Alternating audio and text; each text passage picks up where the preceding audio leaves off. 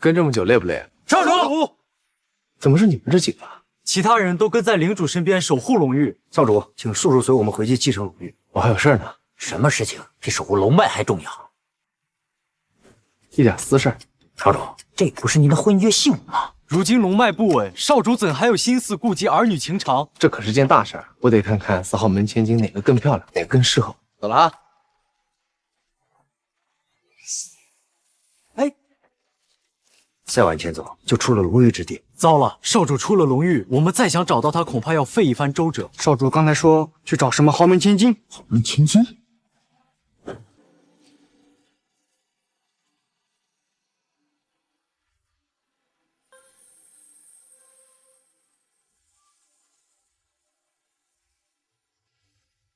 这是第几块了？禀盟主，这是第8块了。还有一块，这9红塔就建成了。天佑我派，天佑我派，是天佑我东瀛。这9红塔已建成，华国的龙脉就彻底断了。禀盟主，听说龙域领主的3少主失踪了。龙域领主世代守护华国龙脉，如今龙域的继承人不见了。正如华国所说，我东瀛可是占了天时地利人和呀！天佑我派，天佑东瀛。以他。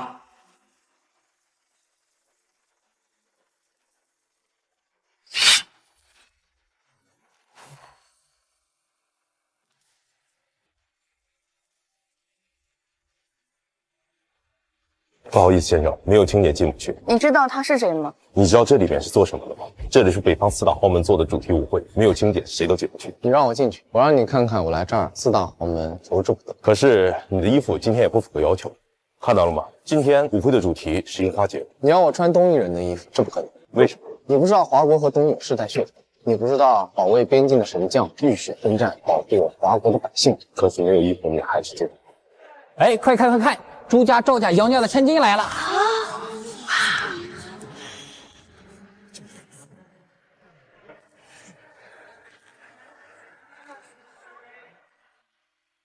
龙域使者到！龙域少主、3少主送北部4豪门秦氏集团、杨氏集团、朱氏集团、赵氏集团聘礼。龙域领主3少主聘礼，哪有一份聘礼送4家千金的？3少主怎么可能1礼4送呢？自然是准备了4份聘礼：现金100亿支票、劳斯莱斯幻影限量版钥匙，还有玉龙4期的全部房产。红颜呐，这聘礼就算是咱们家也不会那么大手笔。更何况啊，这可是龙域领主3少主啊！虽然嫁过去只是3少主夫人，但是这3少主是灵域的继承人，一人之下，万人之上。那也不能给4家聘礼啊！怎么，他是要娶4个老婆呀？就是3妻4妾，谁是妻谁是妾呀？我们少主当然只娶1个，至于谁是妻谁是妾，那就看各位的本事了。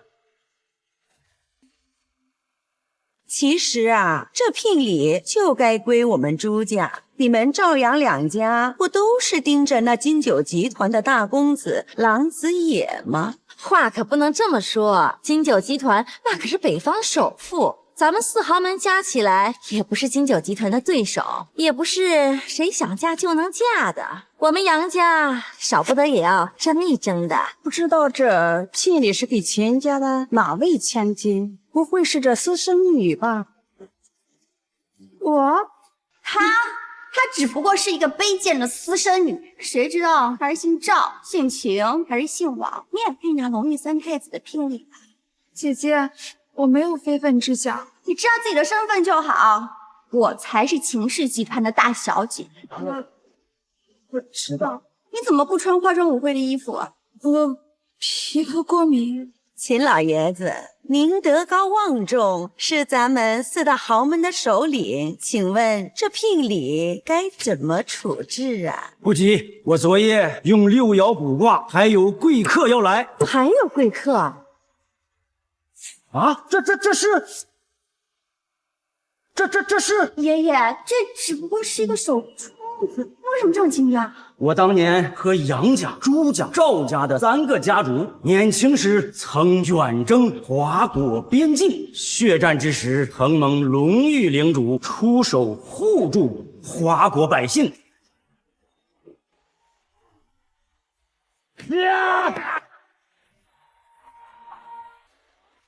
龙玉神将，果然是龙玉神将。领主念我们几个有功，叮嘱我们将来若遇见了这手串，那将是他派了贵婿前来与我们4家联姻。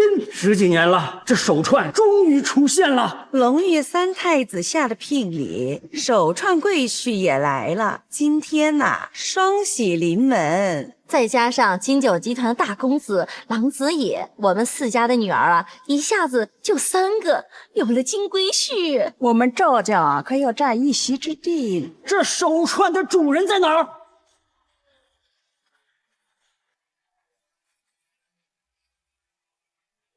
在下东风儿。你就是手串的主人，这不就是一个保安吗？这算什么贵婿？这种货色可进不了我赵家的门儿。刚才你不是说要占一席之地吗？这个啊，归你了。打死我也不会嫁给这个废物。放肆！他的身份，你们岂敢高攀？我们可高攀不起，我们还是要隆裕太子的聘礼吧。你们要隆裕太子的聘礼，却不要我的手串。那当然了，我们要嫁的可是隆裕太子。 4个都想嫁，就算是一妻3妾，也不关你的事儿，不关我的事儿。对啊，就你那串破手串啊，谁来要谁就要去。秦老爷子，我说你这个秦、朱、杨、赵，你们4家不是跟隆裕领主达成了契约，才变成今日的富贵？难道还想反悔？你可不要乱说，我们4豪门能在北方有如今的地位，靠的可是各位家主的经营有方。就是。 你也不拿镜子照照自己这副模样。你们只认识衣服，不认衣服，那认聘礼。那串木头珠子，那可是千年雷击木，重金难求啊。那我想要问问在座的各位，我这串东瀛深海珍珠和这条手串，大家想选哪条？这可是千年的雷击木啊，那我肯定是得选珍珠喽。你们这群势利眼，你们可知他的身份？来。 我们秦家的舞会什么时候把你们这种人放了进来？门口的保安是干什么吃的？他不就是个保安吗？来人啊，把他给我赶出去！姐姐，不要这样，人是没有高低贵贱之分的。什么时候轮到你说话了？你年纪轻轻的，怎么变成泼妇了？还打人呢？怎么废物帮贱人说话呀？我看你就是下贱。 你是连同一个下贱的妈是来贪图我家的财产的吧？你能骗得了我爷爷，你可骗不了我。这孩子你说是我老公的，他就是了，真的。我那天刚和东瀛的外戚签了份大合同，一时高兴喝多了酒而已。那么多人，谁知道是不是东瀛人的？我不是来要名分的，我可以永远消失，但孩子是无辜的。好呀，那你永远消失，我可以让你女儿进秦家的门。 真的，当然是真的。你女儿不知道姓张姓王，我就当个奴隶养着。反正我儿子多的是，以后总有用处的。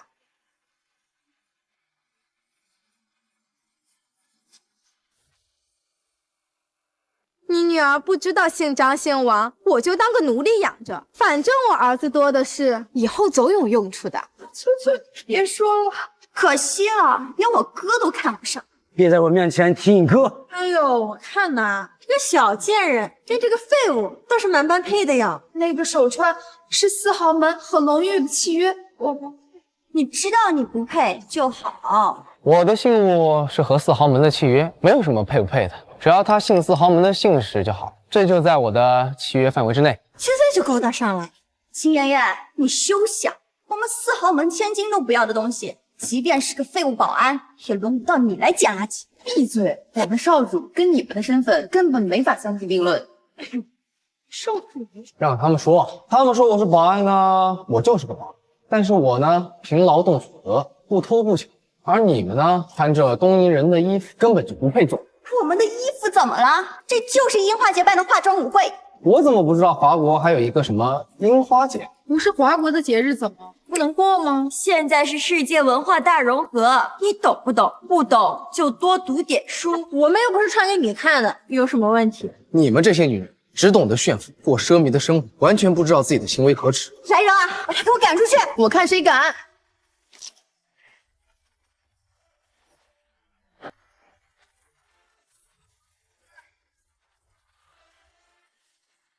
东瀛小国，弹丸之地，却屡屡犯我华国边境，而且跟我华国有世代血仇。你们要是真有血性的汉子，应该跟我一样抵御外敌，而不是盲目听从这些穿着东瀛衣服禽兽们的命令。你们要是真有血性的汉子，应该跟我一样抵御外敌，而不是盲目听从这些穿着东瀛衣服禽兽们的命令。不仅这几十年的血仇，东瀛小国还一直给予我华国的土地。他们敢！老子几十年前在华国、东瀛和新罗三国交界打败了他们，现在照样。华国强盛，现在他们想要武力解决，没有可能。所以呢，他们一直走一些歪门邪道。什么歪门邪道？秦老爷子，你可知道东瀛有一个修炼邪术的九居一派？略有所闻。天佑我派，天佑东瀛，天佑我派，天佑东瀛。击塔！这九居一派几十年都没有放弃对付华国，奈何华国强盛，所以他没有办法硬来。他们总想着力辟蹊径，从龙脉下手。龙脉可动不得呀！不仅是龙脉，他们还妄图对华国文化入侵，使华国的后辈们对东瀛产生感情，从而心系东瀛。这对龙脉一样具有杀伤力。这个樱花节就是最好的例子。爷爷，我们只是……你先闭嘴！我们就是买了买东瀛的东西，怎么还就影响龙脉了呢？就是，你这分明就是仇富。仇富，我的财产你们根本想象不到。就凭你一个小小的保安，不管我是谁，我都抵制东瀛。而你放着华国诸多优良传统于不顾，盲目追从东瀛文化，这和我们有什么区别？你们对得起那些洒热血保卫边境的神将？我作为四豪门的首领，多年以来的规矩就是不和东瀛人有商业上的来往。爷爷，你太固执了。爸爸只是和东瀛人有生意来往，您就将他逐出秦氏籍。我只不过是在东瀛买了点东西，您就一直揍我们这个废物，一直骂我。我不只是骂你，你买的那些什么东瀛货，还有办的这个樱花节，我都要管。你买的那些什么东瀛货，还有办的这个樱花节，我都要管。秦老爷子，你曾经也是守护华国的神将，今天对不住。你要干什么？那可是东瀛深海珍珠，千年难得一遇，这个可是有钱都买不到，至少500万起。你要摔坏了，赔得起。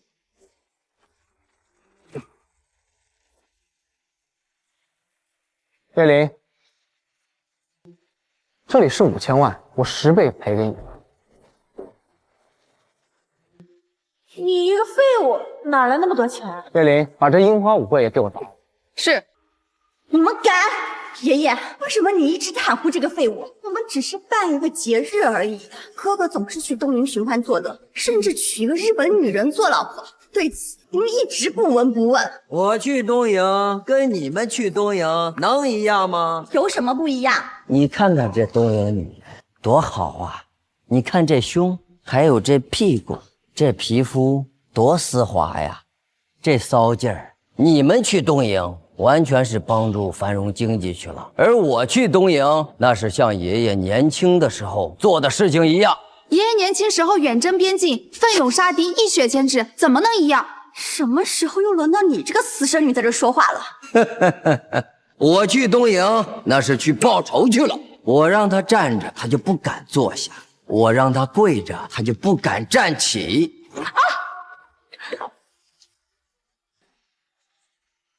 你们说这是不是一雪前耻了？你们说这是不是一雪前耻了？那也不能娶一个东瀛女人回来吧？我秦家不可能要有东瀛血统的后代。我怎么可能明媒正娶一个东瀛女人？她只不过是我的一个玩物而已，一条狗罢了。倘若我玩腻了，我就一脚把她踢开。你可以不娶我，也可以娶那些千金，但不要赶我走。无论如何，我都要留在贤少您的身边。瞧瞧，这东瀛女人多下贱呀！要不是贤少把我从风尘殿救出来，我不可能活到今天。这个女人当初在风俗殿被几十个男人标价，她就是3天3夜不睡，也伺候不完这些男人。东瀛女人还真是如此变态。多亏贤少出钱包场救了我。可是你跟着我哥也好不到哪儿去，还不是跪在他的脚下，任由他污渍。他现在这样对我，是爱我的，在我们东营，这叫爱的调教。真是个下贱的人。你们不懂，都怪我的血统。如果我是华国女人，贤少一定会接纳我。可惜我是东营人，贤少这样对我，就当是东营欠下的血债，赎罪了。虽然是个风尘女子，但还有一丝良心未泯。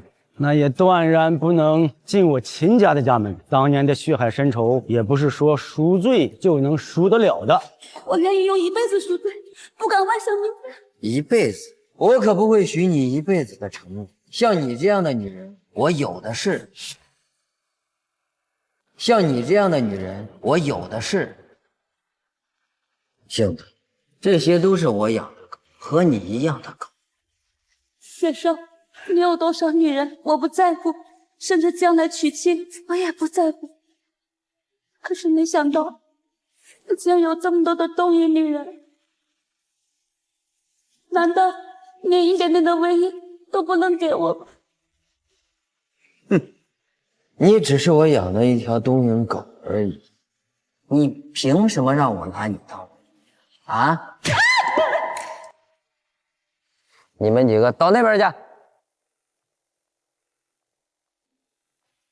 哼，你看看，他们跟你一样听话，一样顺从，你凭什么问我要唯一啊？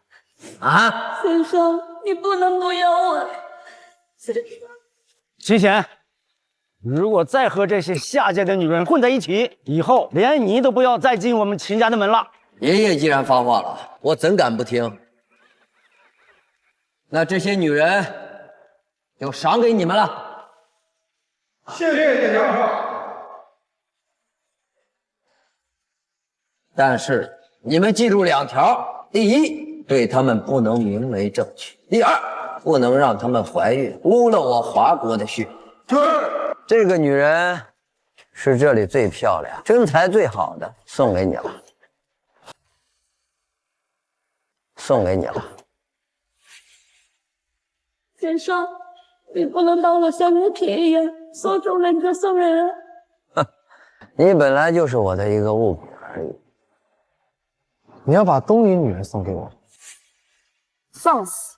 用东营女人侮辱我们家少主的身份。少主，你不就是个小保安吗？我可是秦氏集团的太子爷。我玩过的东西送给你，难道还辱没了你呀？东营的女人我是碰都不会碰的。小保安，我来教教你，东营的女人就是用来碰的，用来做无聊的消遣，用来做发泄仇恨的工具的。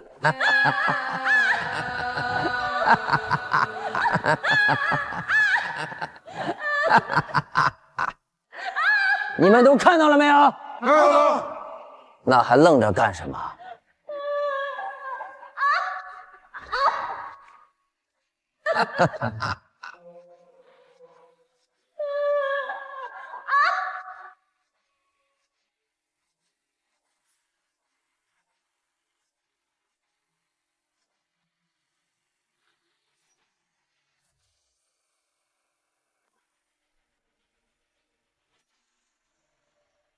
站住！回来！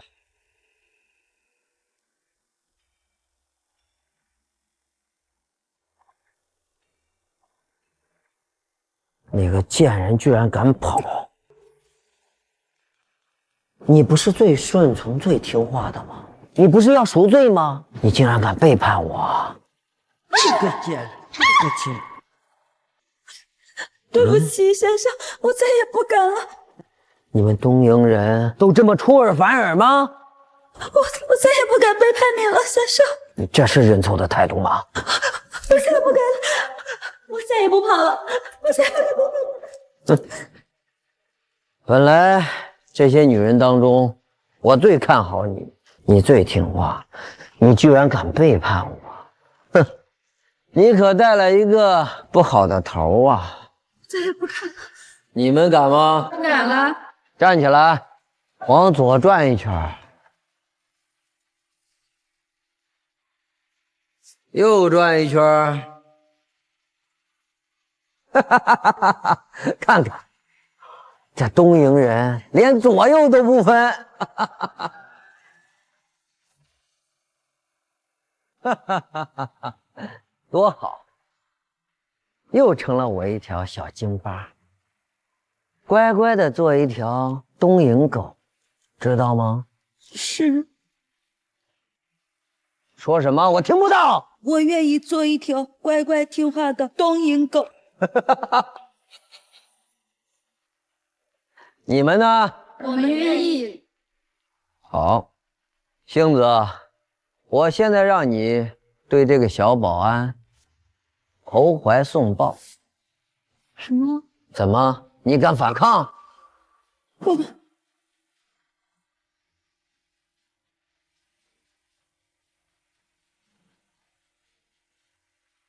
你是什么身份？你敢靠近少主？虽然是一条下贱的东瀛狗，但是给你这个小保安提鞋，当一当暖床的垫子，我想还是可以凑合使用的吧。王哥哥，请你接受我，不然我要被祥少打死。虽然你的死跟我并没有什么关系，但是死在我手里的东瀛鬼可不在少数了。王哥哥，求你接受我。王哥哥，求你接受我。你也配？哼，小保安，你嫌弃东瀛女人，我欣赏。但是这个东瀛女人不一样，她是我送出去的礼物，你不接受是不给我面子。你这礼物太沉重了，我受不起啊！你就拿它当一个发泄情绪的工具就行了嘛。无论是谁，这面子我都给不了。你是看不起我呀，哥？人家何止是看不起你啊，人家志向高着呢，拿着一串布头珠子就来和四豪门联姻了。这手串是几十年前龙玉看在你们四家族抵制外敌有功，跟你们定下的契约。好在你们当中选出贵女，若不是这契约，你们觉得四家族能在北部成为豪门吗？真是搞笑！我们四家之所以能成为豪门，是因为经营友善，而不是和一个小保安扯上什么婚姻关系。小子，你也太不懂得商业帝国是如何打造的了。可能是他当保安的时候见过商场长什么样子吧，他哪知道什么叫做商业帝国啊！你们都住嘴！太像了，他真的太像了，太像了，他真的太像了。爷爷，他像什么？当年我们在华国、东瀛和新罗的三国交界。爷爷，又是边境神君的故事吗？那不是故事，那是真正发生过的。东瀛欠下的血海深仇，就连你们的奶奶都险些在那场战斗中遇难呀！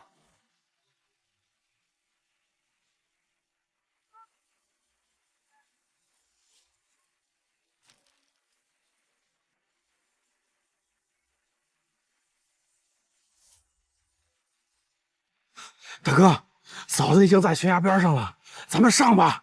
再等等，还等什么？嫂子已经怀着身孕，再这样下去会有危险。你们不要过来！你们想干什么？大哥，还在等什么？再不救嫂子来不及了。我们现在已经弹尽粮绝，东瀛人都是精兵，武器和子弹都充足，你们还都受了伤。那咱们就跟他们拼了！不，你们还要继续战斗下去，我一个人去就行。大哥，咱们四个说好了，有福同享，有难同当。是啊，不行。好啊，我看你还想往哪里跑？你还是从了我们吧！你们做梦！玉兰，龙玉神将，龙玉神将！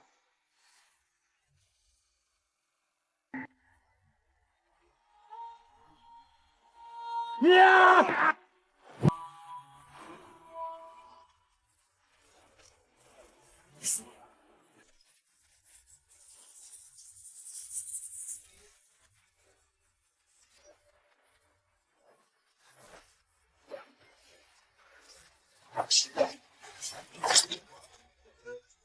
龙玉神将，龙玉神将，果然是龙玉神将，真是天助我也！谢龙玉神将，参见龙玉神将。爷爷，您这是做什么？他只不过是一个废物，为什么要向他下跪？这就是救我和你们的奶奶的龙玉神将，还不赶快给他下跪！什么？爷爷，他只不过是一个保安，让我向他下跪？他刚一进门，我就看着眼熟，这就是龙玉神将。龙玉神将？龙玉神将有这么寒酸？快给龙玉神将下跪！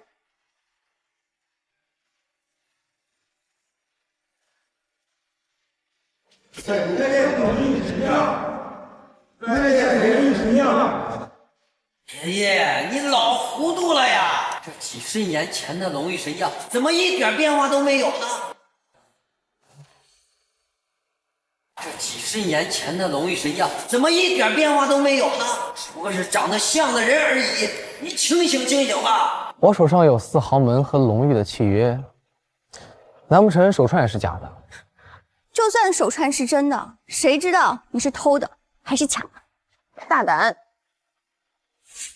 爷爷，您别信他，咱们4豪门在北部声名显赫，说不定他就是来捡便宜的。可是当年我们4个家主跟龙玉定下了契约，我们的后代要嫁给拿手串的人，不论他是神将还是保安，我们都要履行契约。爷爷，你不会要将我嫁给一个废物吧？那就看他选中4豪门的哪位千金了。什么？你还由着他选我们呀？我作为4豪门的首领，可以做4豪门的这个主。我们有今天的富贵，就得履行几十年以前的这个契约。秦老爷子，您说的没错。妈，您说什么呢？可是我们家早就和金九集团的公子谈联姻的事情了，这个时候反悔也是违反契约的呀。就是啊，我这已经跟郎公子有婚约了，郎公子可马上就是我的未婚夫了。那我总不能已经许了郎公子，又另嫁他人吧？我们也打算接受龙玉太子的聘礼的，这个契约不是我们不想接受。可是刚刚龙玉太子是先送来聘礼的。是啊，我是要嫁给龙玉太子的人。你配吗？我北部赵家怎么不配？妈，你快点想想办法呀！哎，秦老爷子，当初你们秦家不是要让秦显去我家牵血来着吗？您忘了吗？我不同意。当初你们秦家不是要让秦显去我家牵血来着吗？您忘了吗？我不同意。嘿，秦显，当初可是你家求着我家牵血的。我怎么记得当初我们秦家下聘礼的时候，是你们杨家扭扭捏捏不同意的呢？怎么现在要嫁给这个保安了？想起我来了，让我跟这个保安相提并论，我不同意。你胡说，谁要嫁给那个保安？你也不配，一个肯花500万买东瀛珍珠项链的女人，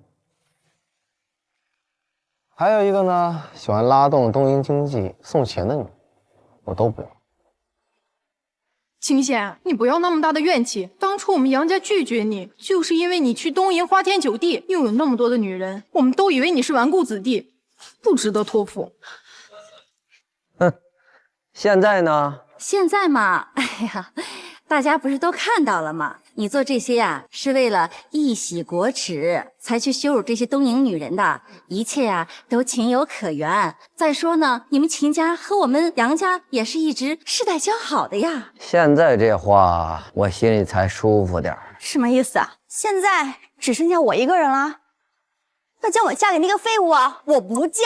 你也不配。你说什么？配你？我绰绰有余，但是你高攀了。你对不起祖辈用血汗换来的华国盛世，盲目追从东瀛文化，搞这个樱花节，你不仅不配嫁，你更对不起祖辈的血汗。你说什么？把这樱花节砸了！把这樱花节砸了！是，你敢？敢打我？打得好！他说的没错，这个樱花舞会就是对我们4家主的一个侮辱，给我砸！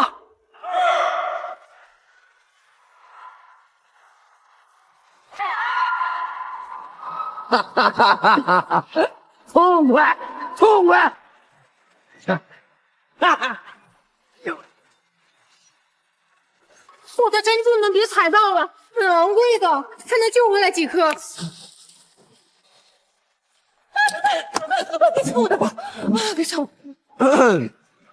希望在座的各位回头是岸，把身上东瀛的衣服脱掉，否则啊，以免误伤到大家嘛。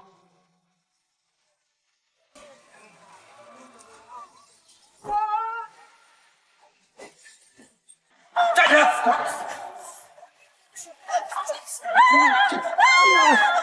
过来！过来！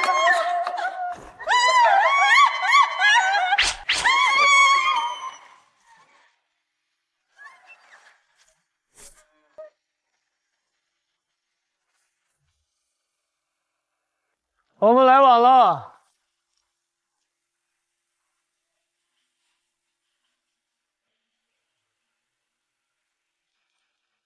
没想到这个化妆舞会这么热闹。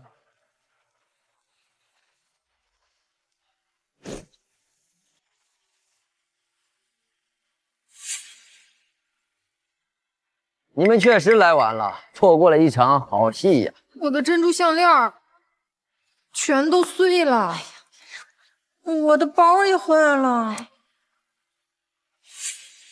放心，今天在场所有的损失我双倍赔偿。你们砸够了没有？这是在砸什么呢？郎兄，我们在砸东瀛货，在替国人报仇呢。有趣啊！只可惜呀，金九集团的太子爷和 CEO 都来了，我们的好戏却结束了，显得我们秦家怠慢客人呐。没关系，我可以为大家再准备一个好戏。我的舞会都让你砸光了，你还想怎么样？先生，不用砸了，已经很热闹了，多谢。郎兄，你的祖上是不是也经历一场血海深仇啊？好像是经历过，那就更要看这场好戏了。为大家助助兴，那就更要看这场好戏了。为大家助助兴，让他们进来。这几位都是东瀛的商业翘楚，在他们的领域呢，都当上了高管的位置。我花天价把他们一个个挖过来，安排在了4大家族的公司里。什么？你有这个本事？我们朱家的事儿，什么时候轮到你来管？区一个保安，还能管得了我们杨家的事儿？秦老爷子，你当年和3个家族立下的规矩，绝不用东瀛的职员，也不会跟东瀛资本有任何的商业来往。就连最有名的金九公司，你也要严格的审核有没有东瀛资。那是当然，要不是因为我爷爷固执，我爸爸也不会因为跟东瀛人做生意而被赶出了秦家，更不会那晚有了这个私生女。你女儿不知道姓张姓王，我就当个奴隶养着，反正我儿子多的是，以后总有用处的。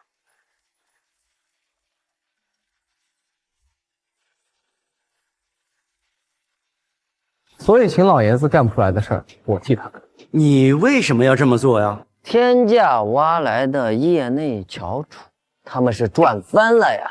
赚翻了，我只是请他们来助乐推心的。来吧，给大家打声招呼。请多多关照。这个是你们东瀛打招呼的方式。既然来了华国呢，那一定要入乡随俗，是吧？恭敬一些吧。请多多关照。我看还可以再恭敬一点，给我跪下！请多多关照。怎么样，郎小姐、郎公子，这大戏还满意？有趣啊，有趣！你们千万要小心，华国是有镇守龙脉的战神的。就算是为了羞辱他们，也还是用重金挖来的，太便宜那些东瀛的公司了。东瀛人没有占到任何的便宜。哦，你没给他们钱吗？本来就是个穷保安，他哪来的钱去挖东瀛内的翘楚啊？钱肯定是给，但是我要让他们花几倍的代价还我。什么代价？您想想看，他们都是各行业东瀛里面最高级的人才，把他们挖过来会有什么后果？哈哈，我明白了，人才比钱财还重要。把他们最强的人才挖空，就相当于架空了他们整个公司，甚至于是整个东瀛。现在看来，你当个保安太屈才了。刚才我把这个东瀛女人送给你，的确是侮辱了你。在这里，我向你道歉。都怪你这个贱人，把你送出去，丢我这么大的面子。秦先生，能不能不要把我当礼物送出去？现在知道了，拿你当礼物送人，的确掉我的身价。滚！我这把年纪也好久没有尊敬过谁了。今天我是真心实意的尊敬你这个年轻人呐。镇守华国龙脉的战神到底是谁呢？难道是他？各位都是华国的英雄人物，这样冤冤相报何时了啊？不忘记祖辈的血海深仇，是每个华国人都应该做到。都已经过去几十年了，你怎么总记得这点事儿？不管是几十年、几百年、几千年，都不能忘记。不但不能忘记，还要几倍、几百倍、几千倍的还给东瀛。只是可惜了这些顶尖技术人才。空有才干，却只能在这里下跪，这叫赎罪。不如这样，让他们来我金九集团。这位先生出多少钱雇的这些人，我金九集团愿意出双倍补偿。郎先生这么破费，就为了这几个东瀛人？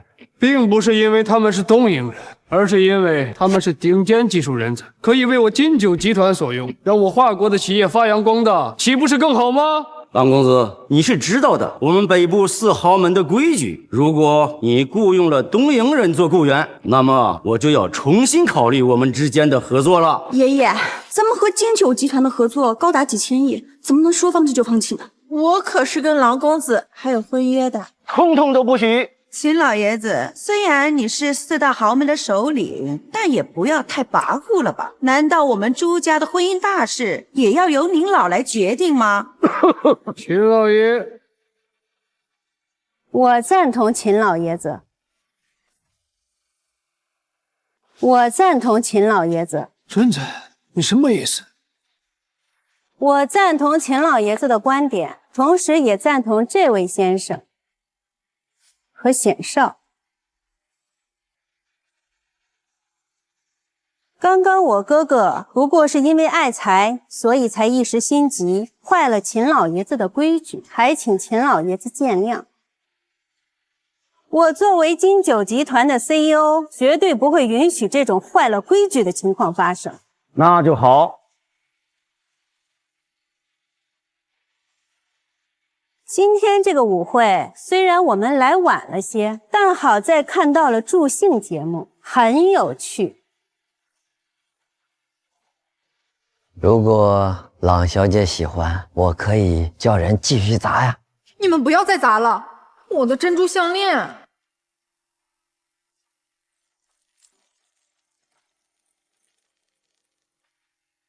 真好看，这是华国千年一遇的稀世珍宝。千雪妹妹，你看这华国百年一遇的宝贝不是更多吗？这太贵重了，朗小姐。我们家也有珠宝生意，但店里的鲜货也没有这串项链的成色好啊。我们家也有珠宝生意，但店里的鲜货也没有这串项链的成色好啊。你们杨家收购珠宝是为了做生意，而我是为了自己收藏，所以难免会更费心一些。你们杨家想要拥有这样的宝贝并不难，我只是借花献佛罢了。朗小姐太会讲话了，朗小姐眼光独到，懂得买到好珠宝。我喜欢收藏珠宝，是因为能够带在身上，时刻的提醒自己，这华国的宝贝到底有多好，华国的一切到底有多好，一定要握在自己的手里。好，朗小姐，你看你来参加舞会，这会场也被砸了，你还送了这么贵重的礼。这样吧，我们杨氏集团也在不远，朗小姐和朗公子跟我到那边继续开派对。哎，杨千雪，你什么意思啊？你想把我未婚夫拐到你那里去啊？你这话说的也太难听了吧！你做都做出来了，你还怕我讲的难听？谁抢你未婚夫了？我还真是没发现，你居然是个绿茶呀！一条几百万的项链而已，你们杨家缺那几百万？红颜，你不要那么大的火气。刚才朗小姐说了，她送这个项链呀，是借花献佛，顺水人情而已。就是，我们杨家少不得几倍的还回去。只是不想辜负朗小姐的美意罢了。你还说几倍的还回去？我看你啊，就是想当着我的面勾引我未婚夫。你血口喷人！红颜，你怎么可以这样伤人呢？你和千雪是从小一起玩到大的姐妹呀！哼，防火防盗防闺蜜，谁知道她安的什么好心？防火防盗防闺蜜，谁知道她安的什么好心？千雪，红颜说的也没有错，你为了不嫁给那个废物保安，是要嫁给我哥，是吗？我倒是说了，话音未落，当着我秦家就和金九集团的少爷小姐眉来眼去，当着我哥的面，你让我们秦家怎么想？就是呀，他就是想当着你的未婚夫勾引我的未婚夫。朱小姐，我父亲确实考虑过和朱家联姻，但是好像从来没有给你朱家下过聘礼，所以我还不能算你的未婚夫。现在下也不晚，就把这个事情定下来。不好意思，我对朱小姐没有兴趣。明明是你金九集团先放出口风，你现在当众否认，你是不是存心让我难堪啊？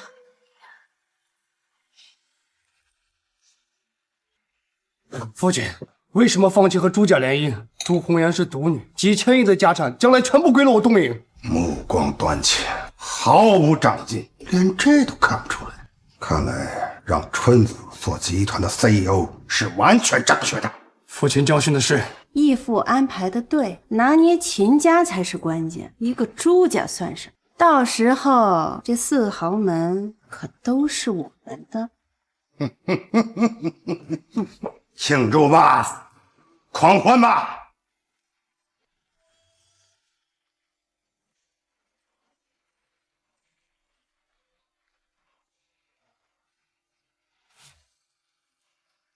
不好意思，我对朱小姐没有兴趣。郎子野，你到底什么意思啊？我的意思很简单，我已经心有所属，我要娶的人是秦氏集团的千金秦淼淼。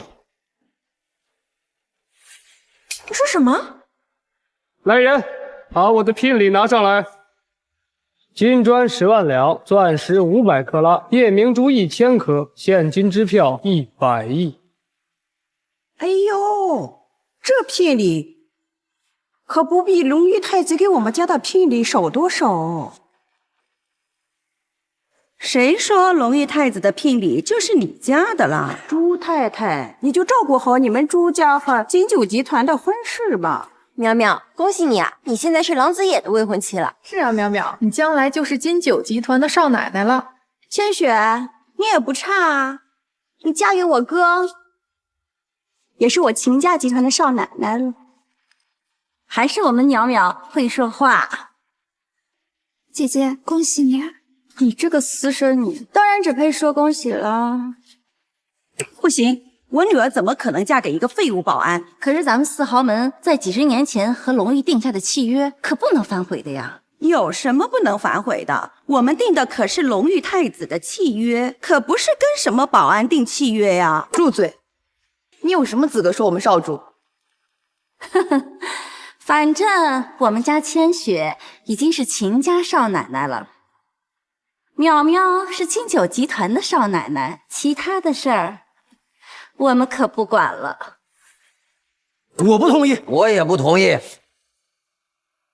我不同意，我也不同意。爷爷，哥，你们不同意什么？我不同意娶这个杨千雪。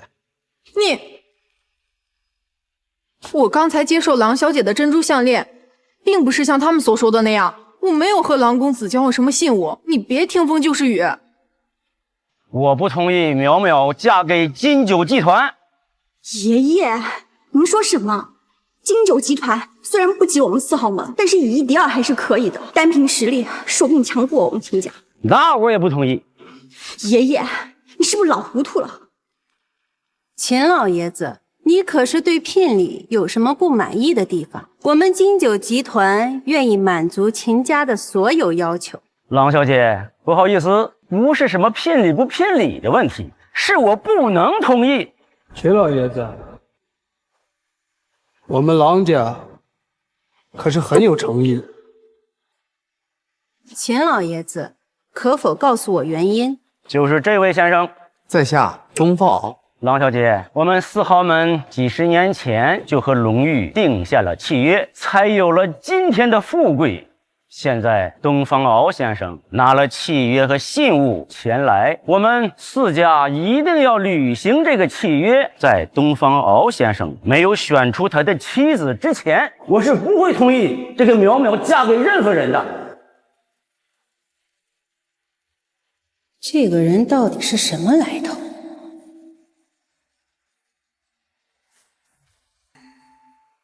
秦老爷子，刚刚这位东方敖先生动手砸了你们秦家的舞会，这么看来，他并不满意你们秦家啊。就是，哪有女婿砸了自己老婆娘家的道理？没错，要这么一个废物女婿，那可有的受了。不但没本事，脾气还大得很呢。不说包庇老婆的娘家，竟然还敢砸，要他什么用？既然不满意你们秦家，那秦家又何必非要上赶着去履行那个不知真假的契约呢？爷爷，不要让秦家再丢脸。姐姐，你不要误会东方啊，他刚才也说了，砸掉的东西他会双倍赔偿的。他上嘴皮对下嘴皮，他能赔偿什么？一个废物保安，拿什么补偿？就是，我那一条珍珠项链500万，双倍赔偿可就是1000万呢。他一个当保安的，说不定梦里都没有见过那么多钱。姐姐，他既然能用天甲挖来东瀛的翘楚，说不定还是很有本事的。秦妍妍，你这么替他说话是什么意思？你是不是巴不得我嫁给这个保安？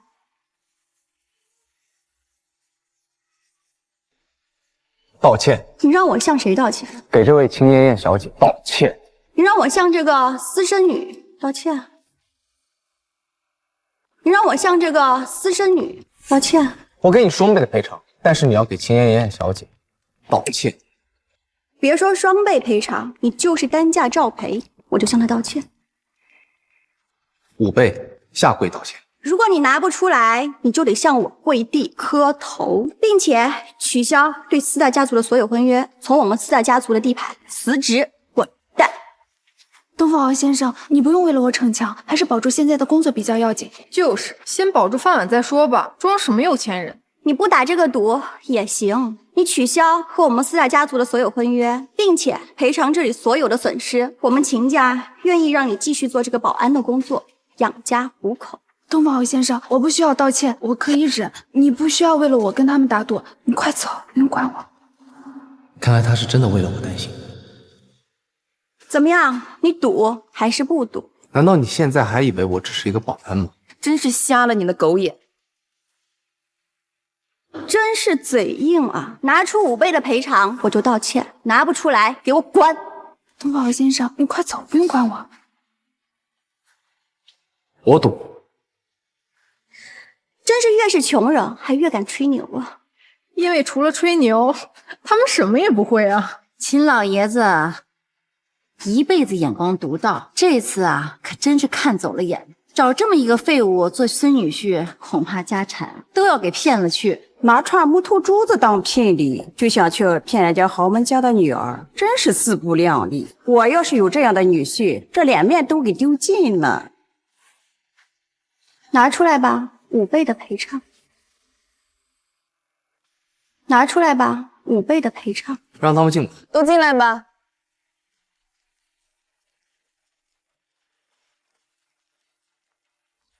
龙玉使者，真的是龙玉使者？可是龙玉使者只给龙玉领主办事儿啊！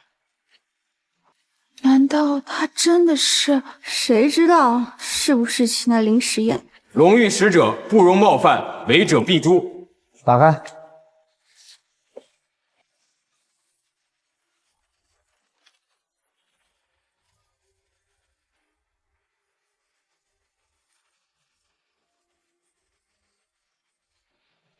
这里面有1个亿的现金，5000万赔给杨小姐的项链，还有5000万赔给朱小姐的包，这下可不止5倍的赔偿了吧？ 可以可以，我相信杨小姐和朱小姐都没有意见。没意见，我没意见，我没意见。那我们家的损失呢？东方啊，你什么意思？你这个盲目追崇东瀛文化的人办这个樱花节，这个数目应该够10倍了吧？我看你就是没钱，你还在这强词夺理，你个穷鬼，给我滚！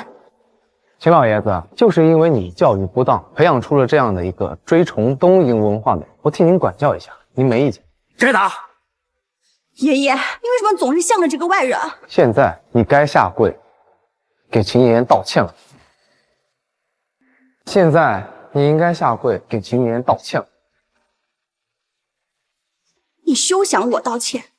你就拿着这1块钱在这招摇撞骗，告诉你一个穷酸鬼，根本不可能。我说过了，你的樱花节就值这个价。你没钱就是没钱，你在这装什么装？打开。这些都是上古的宝贝，刚才没有来得及拿出来，这就是我送给4号门的聘礼。朱太太，你这女婿其实也蛮不错的嘛。别乱说，有女儿就是好啊！你看我们4号门这一天晚上收到了3份这么贵重的聘礼。是啊，这女儿啊算是生对了。可是你们的女婿不是金九集团的公子，就是龙玉太子。这东方敖虽然有龙玉保他，但不知道是不是只保一时，完成契约之后还不知道怎么样呢。朱太太，你想的也太长远了，享受当下啊！那你们把女儿嫁给东方敖好了。我还是当秦氏集团的少奶奶。我也要当龙玉领主夫人，我不要嫁给东方敖。秦淼淼，你现在可否知道我有赔偿的能力？你这个樱花节就值这个价，东瀛就如此的下贱。你这个樱花节就值这个价，东瀛就如此的下贱。秦淼淼，现在该跪下给秦妍妍道歉。东方敖，你别欺人太甚！我告诉你，我是不会给这个私生女道歉的。算了，我真的不要什么道歉。什么叫做给我道歉？他根本就没有给我5倍的赔偿。我说了，你的樱花节就值1块钱，它原本在我的眼里一文不值。东方先生，这话也太有侮辱性了吧？侮辱东瀛有什么不妥？可是东方敖说的没错，我觉得这个樱花节的化妆舞会本就是对我们华国的侮辱，一文不值。真的？你为什么这么说？哥，我要弄清楚这个东方敖什么来头。为什么要在意这个人？只是个保安而已。但是他竟然和龙玉有关。他们居然用九局一派的读心术。九局一派？难道他们是东瀛人？还不确定，不要草率。可是少主，你找的就是来自东瀛的九局一派的阴谋。先静观其变。是。东瀛就如此的下贱。东方敖说的没错，东瀛下贱。这个樱花节的化妆舞会也本不该举办才对。我和我哥虽然来晚了些，但还是按照约定穿了东瀛的衣服而来。现在想想，十分的懊悔。我也是老糊涂了，原来觉得是小孩子们高兴了玩一玩的，没想到弄得这么隆重。我也是欠考虑了，多亏东方敖砸了樱花节，这一砸倒把我给砸清醒了。秦老爷子这么一说，我也清醒了。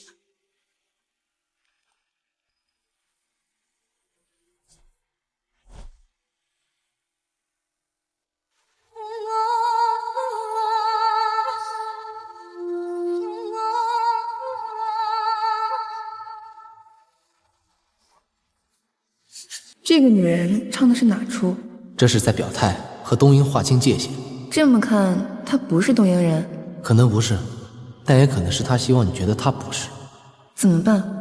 还是先静观其变。郎小姐，小心中了。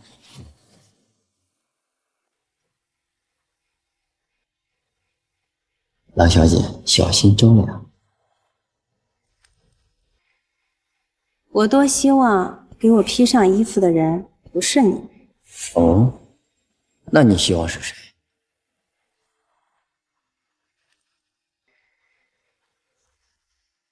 难道你喜欢这个穷酸？纯子，你在干什么？我要接近这个东方傲，把他的路数摸清楚。接近就接近，干嘛撩拨那个秦显？因为好玩。好玩？都什么时候了，你还玩？逗你呢。我是要挑拨东方傲和秦显的关系，他们俩都厌恶东瀛，万一结盟就不好了。还是你想的周到。显少，你误会了，我没有喜欢谁，我只是希望东方先生能够看在我不顾女人的尊严，也要脱掉东瀛衣服的决心，原谅我。原谅你？原谅我的无知，竟然配合参加这种化妆舞会。谈不上什么原谅，我不原谅的只有一种，那就是东瀛。我想郎小姐应该不是。我不原谅的只有一种，那就是东瀛。我想郎小姐应该不是。东方先生，你在说笑吧？没什么玩笑。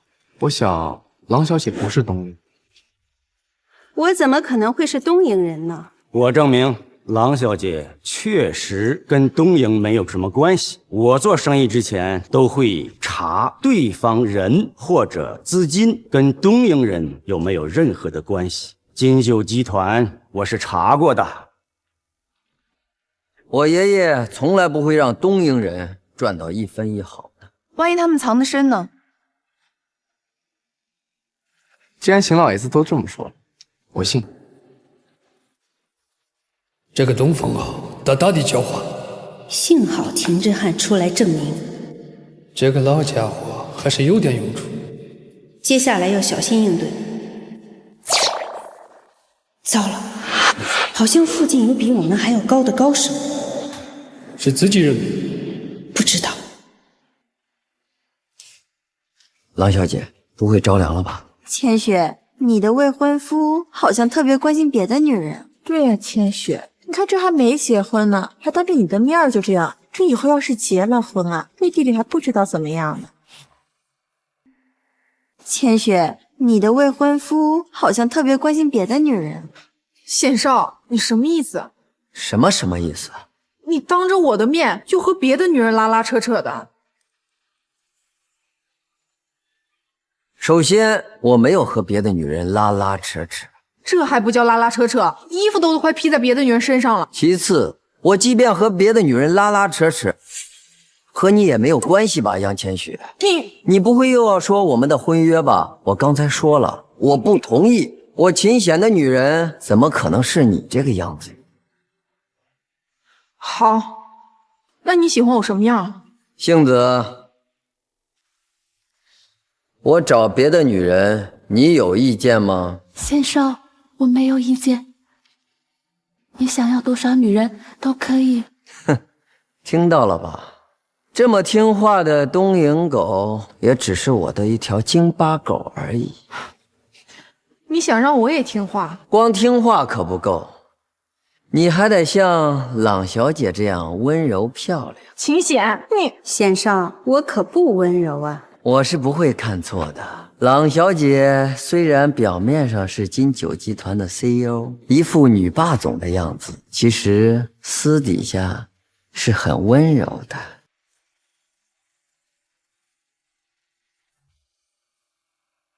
我是不会看错的。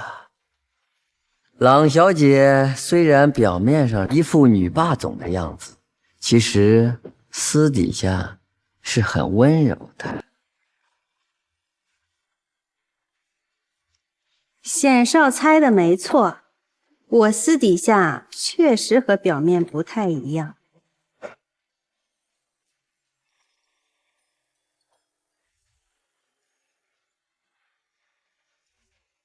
9局1败，各组组长都已到齐。既然都到齐了，那就赶紧上来吧。显少果然非同一般啊，竟然能看到我温柔的那一面。呵呵，改天我一定登门拜访。不知道东方先生是否也愿意到府邸一去呢？你也要邀请他？当然。他一个废物保安，凭什么？我非常希望能够和东方先生深入的聊一聊。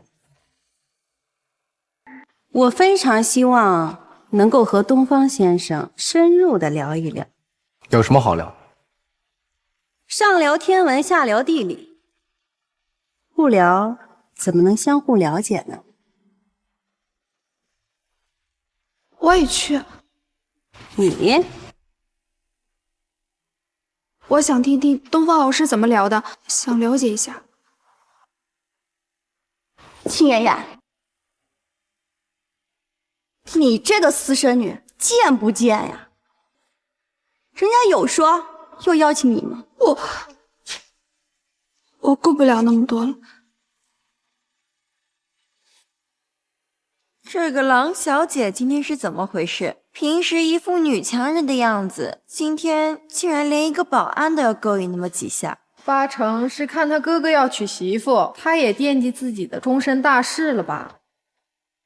这再怎么说吧，毕竟也是个女人，再要强啊，也得找个男人嫁。别说郎小姐了，淼淼啊，你家那个私生女怎么又开始突然犯贱，非要去什么郎家呀？八成啊，是看她姐姐去了金九集团，她也想趁机去金九集团占点便宜。这个私生女休想占便宜！这个私生女休想占便宜！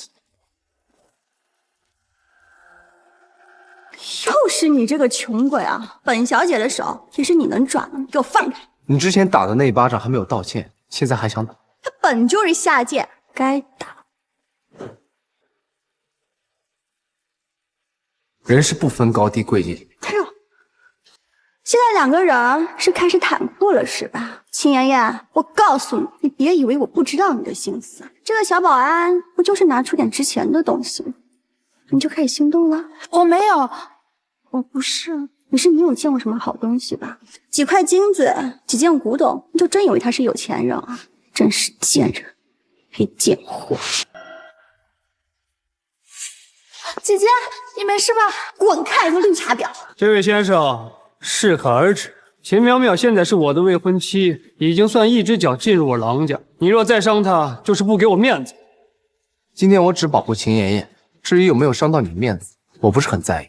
这是保安和私生女对上眼了吗？嫡女儿嫁给金九集团做少奶奶，私生女嫁给保安，这倒挺合适的呀。那现在就是俩孙女婿之间的恩怨了。那现在就是俩孙女婿之间的恩怨了。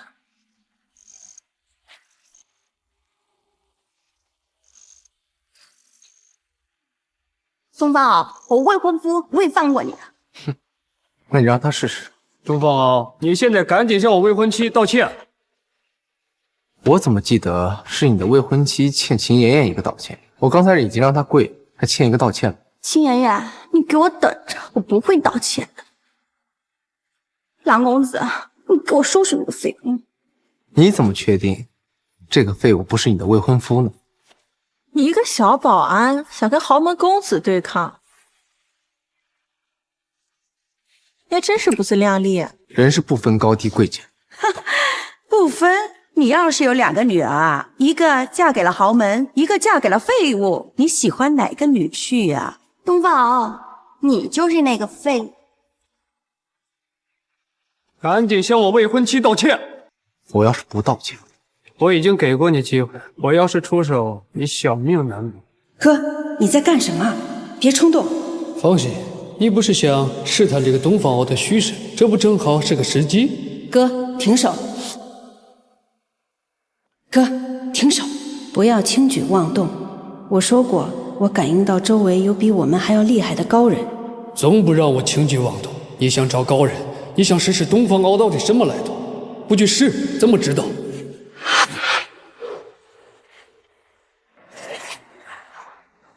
是谁打断了我的读心术？没事吧？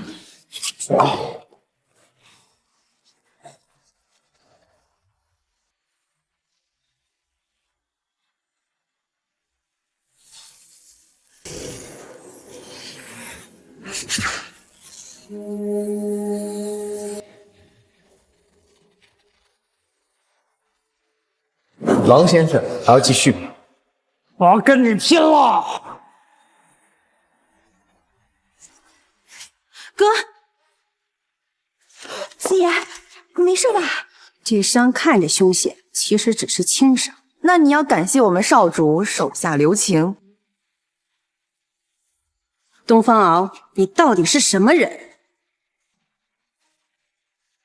进来的时候我已经说得很清楚了，我是持有龙玉信约的人，我是来四号门找老婆的。东方敖，你到底是什么人？你到底是什么人？进来的时候我已经说得很清楚了，我是持有龙玉信约的人，我是来四号门找老婆的。这个保安要是个正经人家倒还好，可偏偏来历不明，装神弄鬼的，谁敢把女儿嫁给他呀？现在看呀，还有暴力倾向，将来谁要是嫁给他，丈母娘家还不得被他打遍了？就是，我们是不会同意的。我宁愿嫁给显少。嫁给我还宁愿？显少，我不是那个意思，我刚才是被那些保安吓坏了才那么说的。我保证会像那个东瀛女人一样听话。我是不会娶一个东瀛女人或者喜欢东瀛文化的人的，并且我喜欢郎小姐。你不娶东瀛女人，却要娶我？对，显少，你这是把我往契约婚姻的火坑里面推啊！那是你的事儿，跟我没关系。我嫁给朗公子。杨千雪，你疯了吧你？你想跟我争？我可以嫁给龙玉太子。这你可说晚了，我早就说了，龙玉太子是我的，休想让我嫁给那废物。你想嫁给龙玉太子，却不想嫁给我。你想嫁给龙玉太子，却不想嫁给我。对，我只嫁龙玉太子，不可能嫁给你。有趣啊，有趣。这龙玉太子送来的聘礼一共是4份，又并未说是给我们4家谁的，凭什么就归你？对，秦淼淼算是主动退出，我们3个人必有一争。杨千雪，你刚刚都主动对秦家投怀送抱，像你这样水性杨花、人心可负，凭什么玷污龙玉领主大人？就是，你最好主动退出。所以赵洛晴，现在就剩咱俩了是吗？朱红颜在东瀛的时候买包，就是你抢了我的心头好。这次我可不会再饶着你了。我拿你当闺蜜，你居然记恨我啊！我早就看你不顺眼了。要不是咱们4豪门在同一条船上，我才懒得搭理你。行，那今天咱俩就把账好好的算一算，赌点狠的，你敢不敢？赌什么？这赢了的嘛，就是一人之下，万人之上的龙玉领主夫人；这要是输了的嘛，就去嫁给那个小保安。怎么，你这就怕了？若晴，别陪他疯，万一输了，你就这么点魄力，还想当龙玉领主夫人？做梦去吧！你就这么点魄力，还想当龙玉领主夫人？做梦去吧！你真是井底之蛙，有眼无珠。人间丑态，他们这样的我确实高攀不起。这可是你说的，你这是要放弃龙玉和4豪门的契约婚姻了？秦老爷子，这个局势和这个局面已经很清楚，4豪门的千金们态度也很明显，所以说这是要违背契约了，是吗？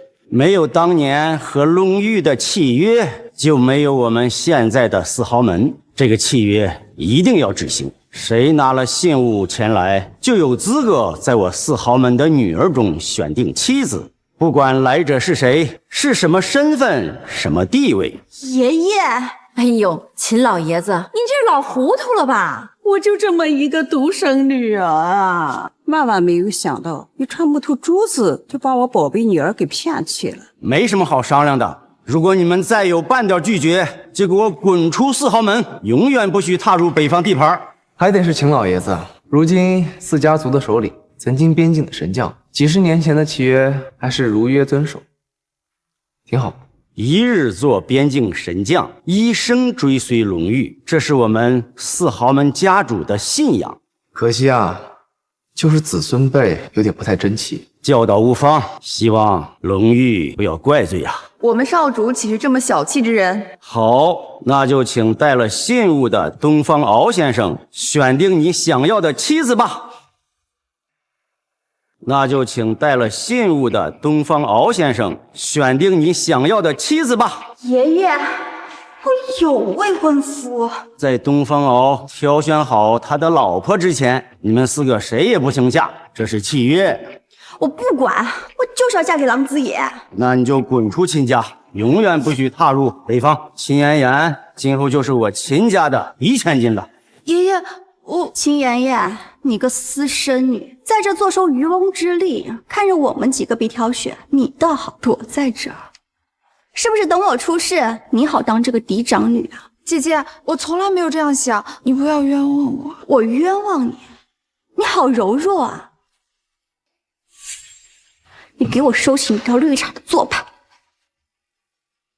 这样吧，4家千金都先表个态吧，我再做决定，以免强人所难。我第一个表态，我不愿意当你的妻子，我要嫁给狼子野。我也不愿意嫁，我也不愿意，我也不愿意。你们3个就是未来龙域领主的夫人。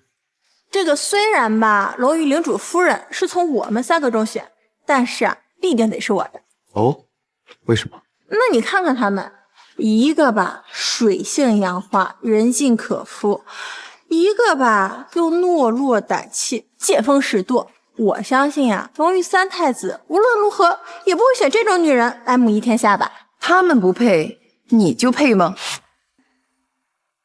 他们不配，你就配吗？那我当然配了。我们朱家呀，是仅次于秦家的豪门。这几个人里面，又是我的容貌最为出众，而且我又是独生女，龙玉不会担心外戚干政。好。所以啊，我可告诉你，我们都是龙玉太子备选的女人，你啊就不要痴心妄想了。是吗？有趣，挺有趣。那这么说，你们4个就是没有一个愿意嫁了？你们这些败家儿孙，如果违背了契约，是要受到惩罚的。哎呦，秦爷爷，能有什么惩罚吗？那我们3个都是龙玉太子备选的女人，将来不管谁被选上，都是1人之下万人之上的龙玉领主夫人，少不得帮衬咱们4豪门，能有什么惩罚吗？无知！爷爷，我愿意。你姐姐，你总是说我有心机，想上位。现在我想告诉你，为了秦家，为了4豪门的安危，你们不愿意嫁的，我愿意。我倒是听得很感动呢。你真的愿意替我们背这个锅？我并不觉得这是什么祸事，我觉得东方敖很好，我是心甘情愿的。东方敖，不知道秦妍妍有没有资格呀？虽然我把嫡孙女和私生孙女是同样看待，但不知龙玉是否介意呀？秦妍，你想好，如果你答应，那么4豪门和龙玉的契约就加在你我2人身上。如果你答应，那么4豪门和龙玉的契约就加在你我2人身上。东方敖，龙玉加在我们身上的契约是什么？一旦契约加深，你我2人必须遵守一生一世一双人的约定，否则人神共愤。就算没有契约加深，我也是打算跟你一生一世一双人的。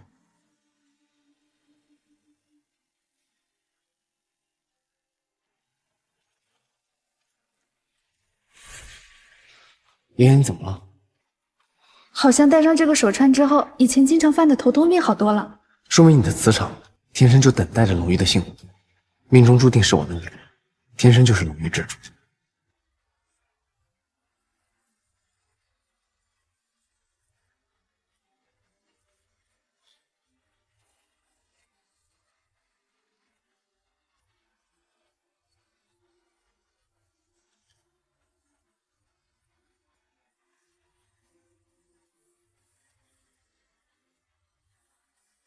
好，好，好，秦老爷子，你看这事情不就圆满解决了吗？我有了龙玉指定的孙女婿，真的是非常高兴啊！哎，淼淼啊，没想到你家养了10几年的私生女，现在反而成了咱们的救星啊！所以说嘛，废物也有废物的作用。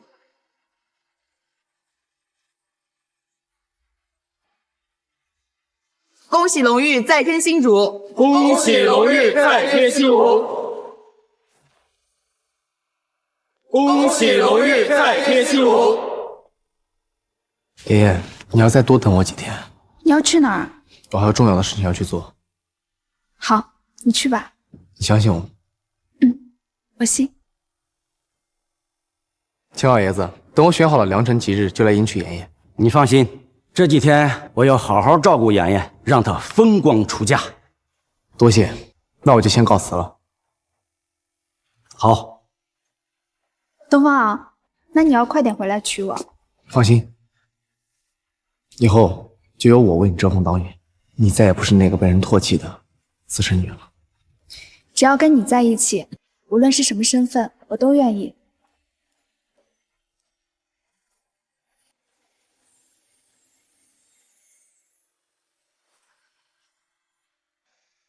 把我打伤，就这么走了？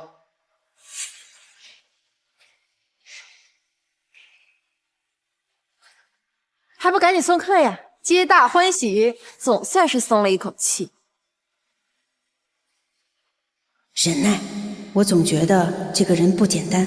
有什么不简单？应该和我们要找的东西有关。太闪失。子野，你没事吧？你放心，我没事儿，我不会和那个废物一般见识。那就好。苗苗，你不用担心我。今天这个会上被那个废物一闹，十分扫兴。改天我郑重向秦老爷子说我们的婚事。苗苗，你不开心？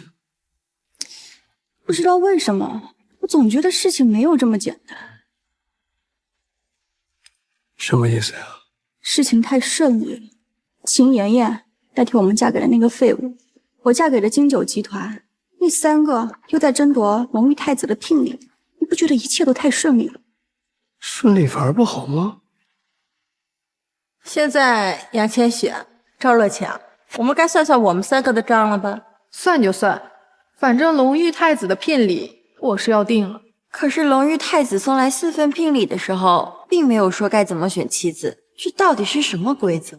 我看呐，就是比美嘛。那可不一定，这种事情啊，那是要讲感觉的，一见钟情。要我说呀，还是缘分最重要，天定的，谁都无法违抗。说来说去，到最后还不是不知道什么规则。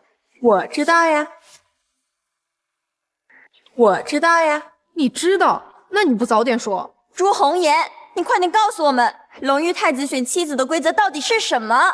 是啊，红颜，赶快告诉我们大家，这样我们大家知道了，心里也就踏实了呀。红颜，你快说呀！其实吧，这选妃的具体规则呢，我也不知道，但是有一个规则是亘古不变的，哪怕是龙玉太子也无法左右啊。是什么？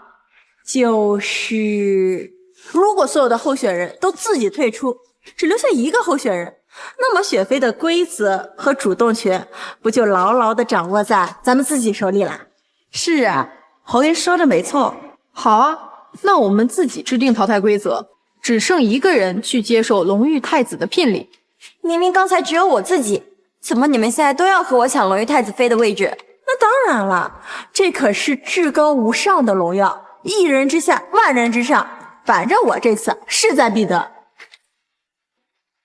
哎，站住！你们这是干什么的？这是龙玉太子给我们4号门的聘礼，你们不能动。放下！你们都给我放下！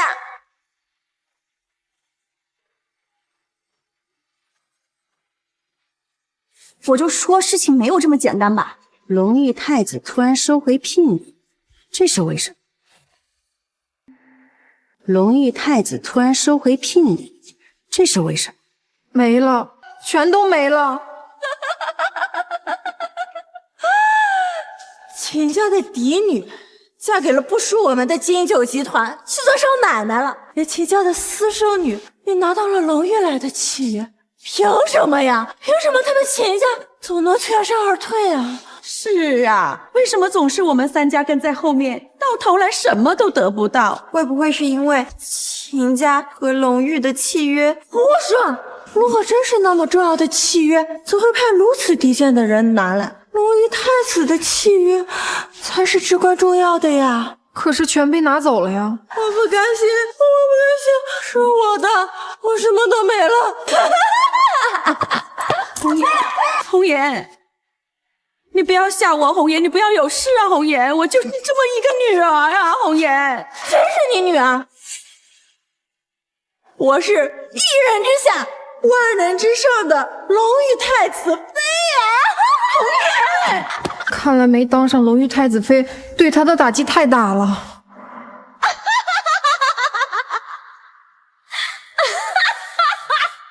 我是一人之下，万人之上的龙玉太子妃，尔等统统给我跪下！跪下！大胆！我是太子妃！大胆！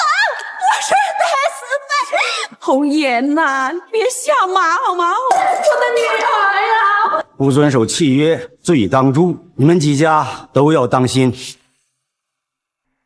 不遵守契约，罪当诛。你们几家都要当心。什么？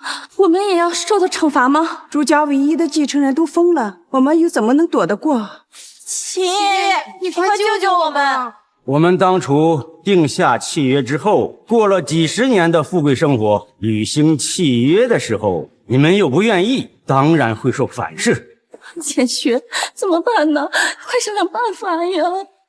妍妍，今天你做得很好，挽救了秦家。爷爷，这一切都是我心甘情愿的。你是真心喜欢东方敖？是的，爷爷，无论是什么身份，无论贫穷还是富贵，只要是他，我都愿意跟他在一起。好孩子，我看东方敖这年轻人气宇不凡。我不能有事儿，我们杨家不能有事儿啊！是啊，千雪，快想办法，想办法呀！赵家不能有事儿。妈，我们该怎么办啊？给我。给你什么？你的手串。这是东方敖给我的信物，不能给你。如果要嫁给那个废物保安才能救我们杨家，那我也只能这样。你干什么？热情，快去抢！放开我！手串给我！把手串给我！放开我！放开我！救命啊！你们住手！我凭什么住手？你们秦家倒是安全了，我们杨家和赵家呢？今天这条手串，谁抢到算谁的。放手！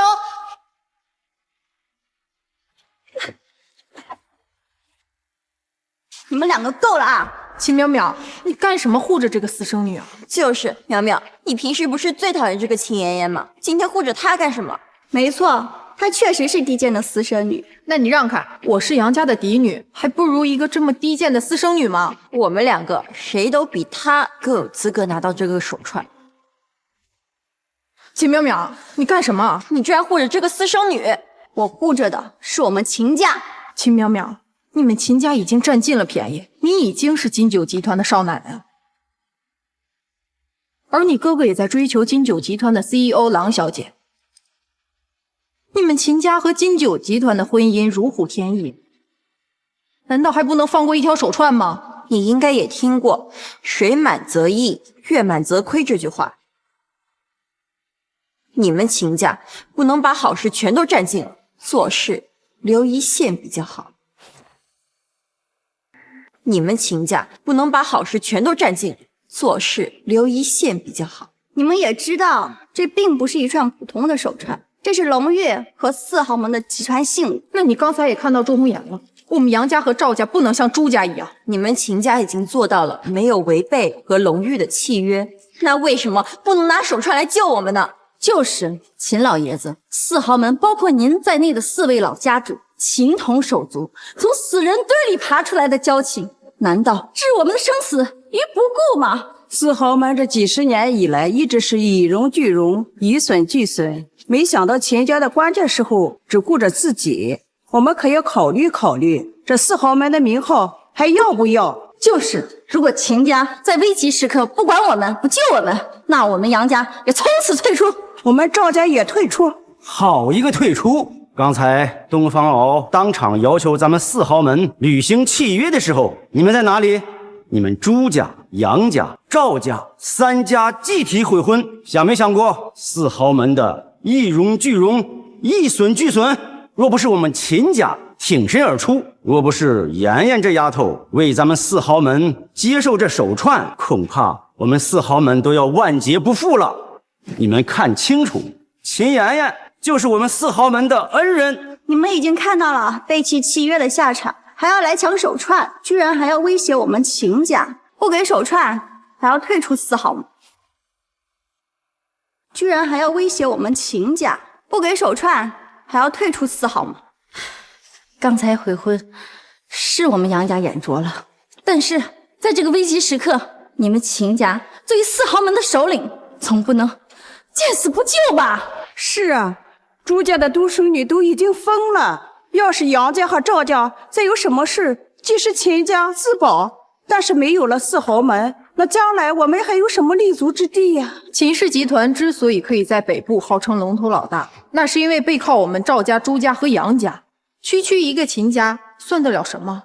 你不要以为秦氏集团和金九集团联姻了，利益捆绑了。金九集团和秦氏集团有那么几十年的过命交情吗？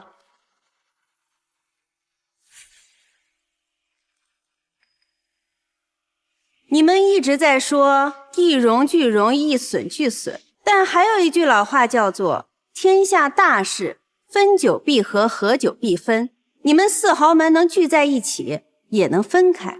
我们金九集团和秦氏集团交情虽浅，但联姻共赢。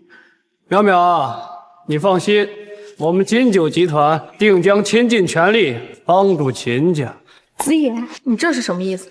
你们秦家不管我们杨家和赵家了？不是我们放弃你们两家，是龙玉契约，天命不可违。还和他们说这么多干什么？你把手串给我！但是放开我！别抢了，别抢了！你们都放手，不要抢了！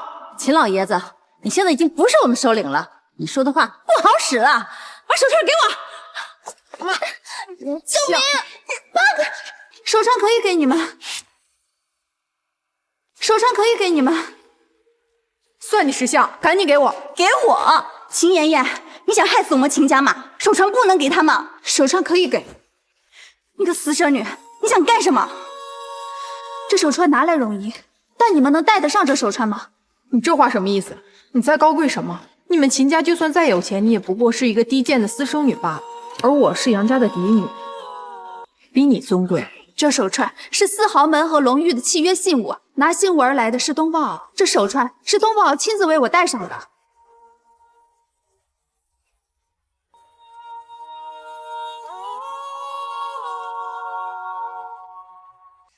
哼，谁戴上的有什么重要？重要的是，东方敖在给我戴上这个手串的时候，龙玉家在我们身上的契约就已经形成了。秦言，你想好，如果你答应，那么四豪门和龙玉的契约就加在你我二人身上。龙玉加在我们身上的契约是什么？一旦契约加深，你我二人必须遵守一生一世一双人的约定，否则人神共愤。我们有一生一世一双人的契约，否则天诛地灭。没有这个契约，你们拿着手串又有什么用的？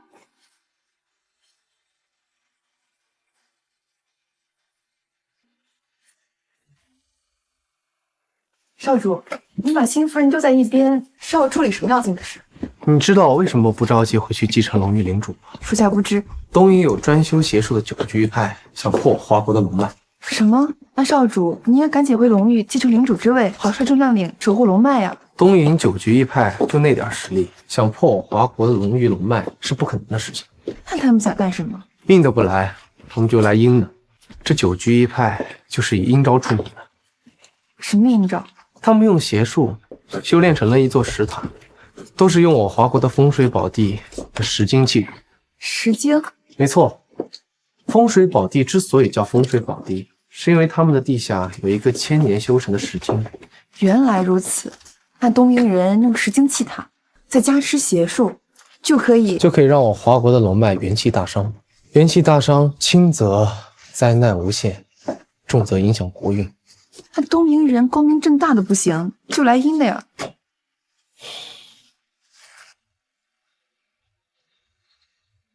如今他们集齐了8块石晶，修炼成了8魂，就差最后一个泰山石就能修炼成最阴毒的九魂塔，到时候就算集齐所有的战神之力，都没有办法保护鲁曼。修炼成了八魂塔，就差最后一个泰山石，就能修炼成最阴毒的九魂塔，到时候就算集齐所有的战神之力，都没有办法保护鲁曼。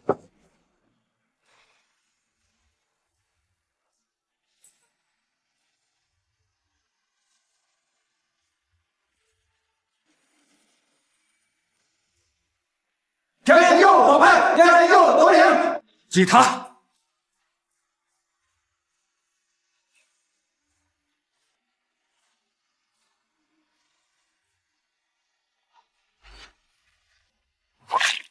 少主，那咱们应该怎么办？找到八魂塔，破了他们的邪术。最重要的，难道不是先他们一步找泰山石吗？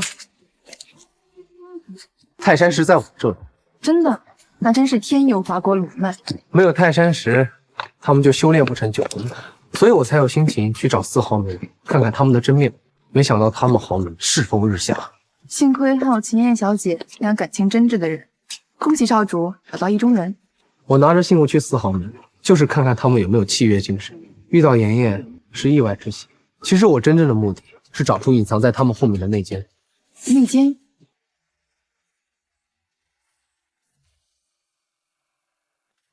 你想想，就凭东瀛小国九局一派那点本事，怎么可能这么快集齐8个世界？其中一定有内鬼。确实，八魂塔成得太快了，所以我不得不放弃继承龙域领主之位，来执行这次秘密任务。少主，我们是要去东营找八魂塔吗？如果我没有猜错的话，八魂塔就在华国的一个秘密之处。在哪儿？出来吧！谁？快快现身！当心我伤及无辜。参见少主。不是我说你们几个是不是阴魂不散啊？少主又被你给发现了，不过这次可以表扬，还能这么快的找到我。少主，你出走龙域的时候说去看看四号门的千金哪个长得好看，到底哪个长得好看？当然是秦家的秦妍妍了。少主已经选了她做少主夫人了。好，恭喜少主！可是秦妍妍小姐还不知道少主的身份，还认为少主只是个保安。哎呀，还是少主会玩。行了行了行了，你们几个别跟我了，赶紧回龙域去。等我这个重要的事情办完了，我就回龙域继承龙域领主之位。少主，我们刚刚听到您出来执行秘密任务了，所以我们要留下来辅佐少主，找到八魂塔，砸了八魂塔，揪出内奸，灭九局一派。少主，八魂塔有什么线索吗？这次去四豪门，倒是验证了我一个猜测。什么猜测？八魂塔九局一派跟金九集团脱不了干系。金九集团，狼子野和狼春子兄妹。狼氏兄妹非常可疑。少主是怀疑金九集团和东瀛人有瓜葛？不但有瓜葛，我怀疑他们两个可能就是东瀛。我记得秦老爷子说过，秦氏集团从来不和任何东瀛企业有业务往来，有东瀛的资本，甚至是雇佣东瀛的员工都不行。金九集团和四豪门合作前，秦氏集团肯定查过，可是也没什么问题啊。东瀛人非常擅长隐藏，可能几10年前就开始布局了，非常难猜测。那少主是如何看破狼氏兄妹是东瀛人的？我记得狼春子她……东方敖说的没错，东瀛下贱。这个樱花节的化妆舞会也本不该举办才对。我和我哥虽然来晚了些，但还是按照约定穿了东瀛的衣服而来。现在想想，十分的懊悔。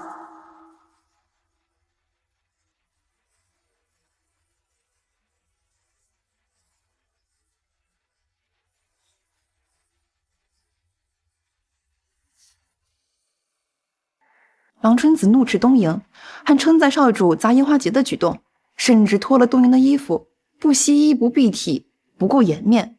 哼，都是苦肉计，蒙蔽旁观者，撇清自己。少主说的是。更何况狼师兄妹会九居派的读心术，他们会意念交流。看来确实和九居一派脱不了干系。这狼氏兄妹看上去狼子野为长兄，但是大局决定决策都是狼春子这个女。金九集团这些年发展迅速，虽然比不上四豪门，但是单打独斗倒也不输秦家。这更能说明狼春子这个女人不简单。如果金九集团真的是隐藏的东瀛资本，而且布局了几十年，那他们得赚去了华国多少血汗钱？这才让我更加心痛的。我们华国像朱红颜、杨千雪这样崇尚东瀛文化的人不在少数，这让我们华国损失更加惨重。少主，到我们龙域战神出手的时候了，我们分头行动。请少主吩咐。叶云，你去查清楚，从金九集团成立的那一天，所有的资料，越细越好。10个小时内我要全部结果。是。你们4个跟我去一趟金九集团，会会那个狼春子。是。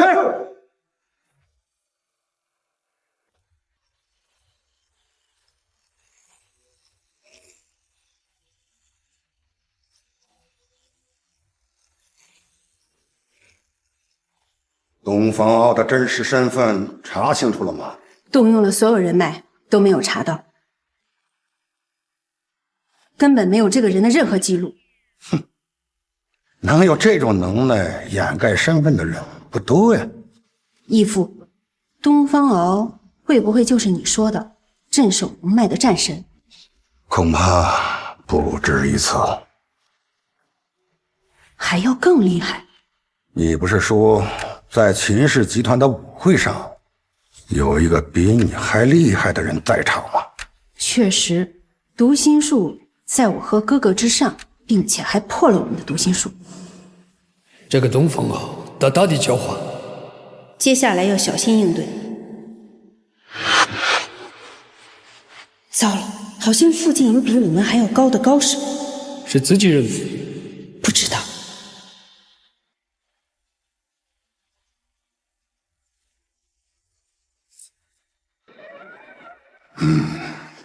破解之法，就目前而言，我们九居一派所有的人都加起来也办不到。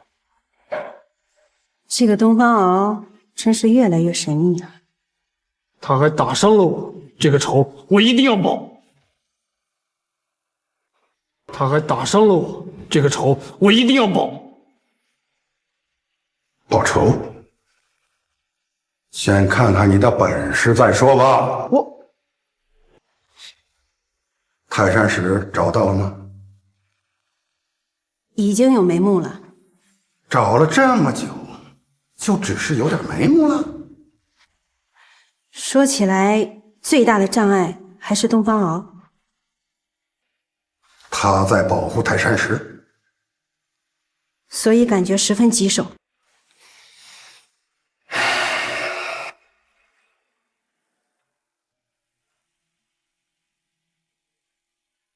又到了月圆之夜，需要祭奠八红塔了。祭塔！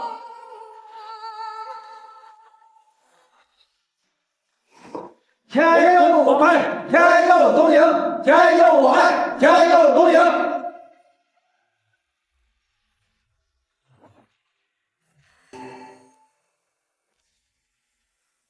好了。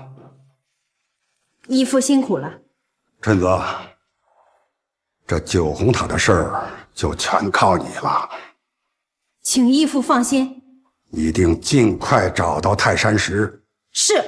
我可以说得更明白一点，这八红塔迟迟练不成九红塔，每到月圆之时，我们就得用女人的血来祭炼呐。死几个人怕什么？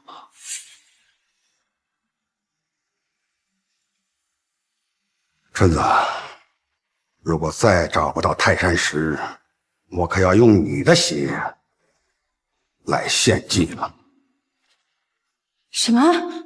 义父，你要拿我献祭八公塔？我们9居一派纪律严明，为了斩断华国的龙脉，不惜任何成本和代价。怪不得我。父亲，你闭嘴！父亲，春子怎么能和那些女人一样？我是9居一派的统领，春子是我的义女。凡是和我门派有关联的女人，用她们献祭，效果会更好。春子，这话说的够明白了吧？一定尽快找到泰山石。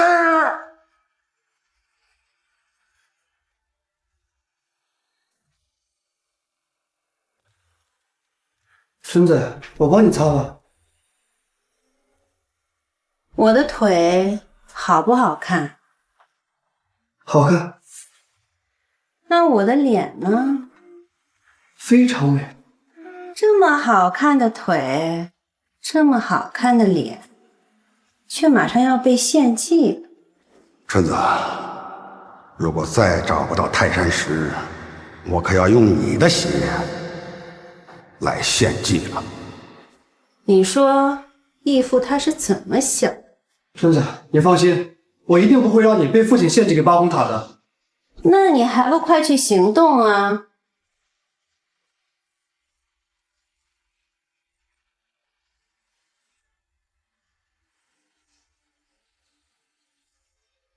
混蛋！春子，你说什么我都愿意为你做。泰山石一定就在东方鳌手，你去把东方鳌给我弄到金九集团来。东方鳌，他武功那么高，我怎么把他弄来？你简直是太笨了！你要是个女人，义父早就把你给献祭了。你简直是太笨了！你要是个女人，义父早就把你给献祭了。那你给我出个主意。这么简单的问题你都想不到？我脑子不太好使，要不然父亲怎么会让你做金九集团的 CEO 呢？动动你的脑子想一想，东方鳌最在意的人是谁？秦妍妍。看来你还没傻透。可是东方鳌走的时候特意嘱咐了秦老爷子，他们会把秦妍妍保护得很周到。哥，这秦淼淼她不是你的未婚妻吗？秦淼淼不是秦妍妍的姐姐吗？我明白了，我去找秦淼淼，她一定有办法找得到秦妍妍。你说什么？秦妍妍被抓走了？是的。你们是怎么看的人？怎么保护的？自从东方先生您交代过之后，我们秦老爷把我们秦家几乎所有人都派了保护妍妍小姐，没想到还是被谁抓走的？这……快说，被谁抓走的？我明白了，是秦淼淼。我们也不敢违抗大小姐啊。果然是他。到底怎么回事？这……姐姐，你为什么要抓我？难道你置秦家的安危于不顾了吗？你为什么总是觉得我要害你啊？我这是要带你去金九集团玩呢。你骗人，我不去。那你就不要怪我给你来硬的吧。等我未婚夫回来，他一定不会放过你的。等那个废物回来啊，你早就凉透了。救命！救命！这个地方怎么似曾相识呢？哦，当年你那个下贱的妈，也是在这苦苦哀求我妈的。这孩子你说是我老公的，他就是了，真的。我那天刚和东云的外企签了份大合同，一时高兴喝多了酒而已。那么多人，谁知道是不是东瀛人的？我不是来要名分的，我可以永远消失，但孩子是无辜的。好呀，那你永远消失，我可以让你女儿进秦家的门。真的？当然是真的。你女儿不知道姓张姓王，我就当个奴隶养着。反正我儿子多的是，以后总有用处的。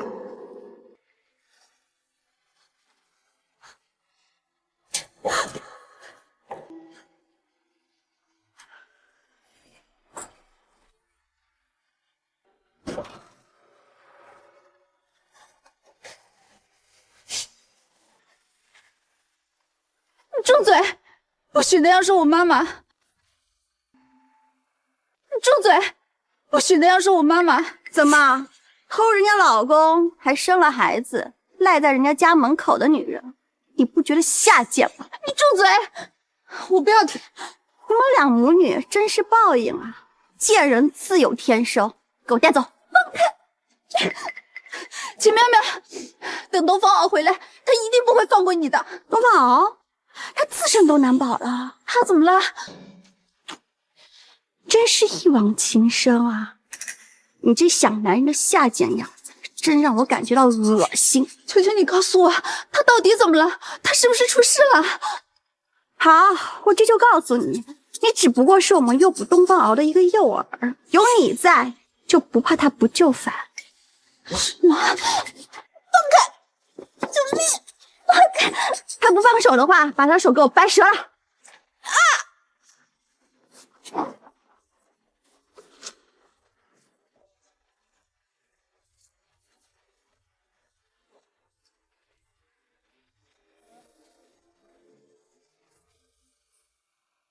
秦苗苗的眼里冒着红光，是傀儡术，九局一派的邪术。秦淼淼确实提到了去金九集团。对，我能保护龙脉，保护百姓，难道就保护不了自己的女人吗？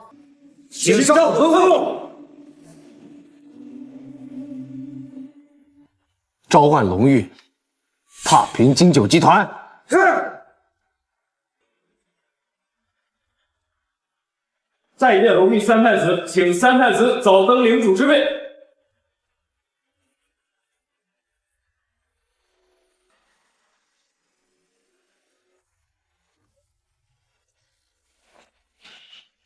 今日我东方獒继承龙玉领主，见过龙玉领主。兄弟们，跟我去踏平金九集团。是。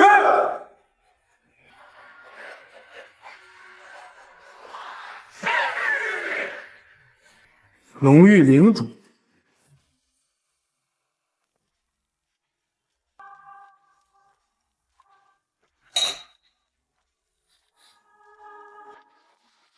你干什么？你走开！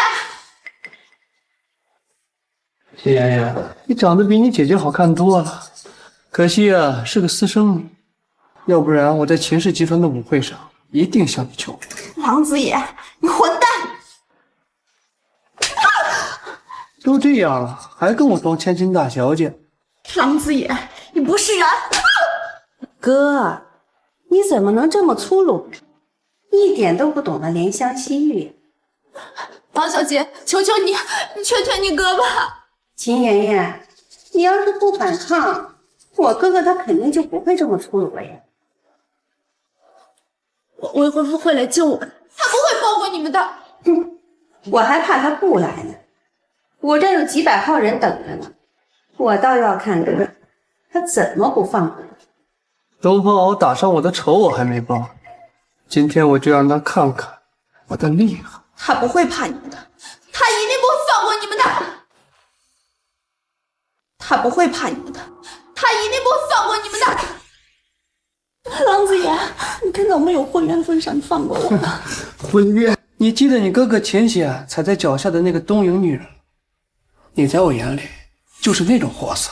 狼子野，你不是人！敢骂老子？你混蛋！狼子野，别打！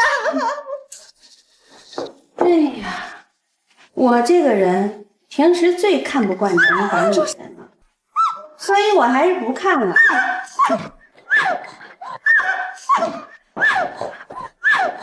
求求你别再打我姐姐了！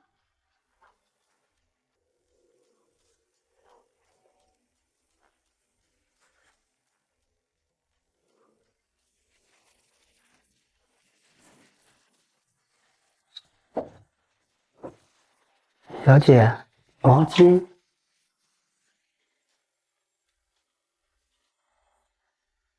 行，出去吧。小姐，你需要插背吗？不需要，出去。小姐，打了进脊柱之后会很难受的，你会需要我的。需要谁也不会需要你，滚！是。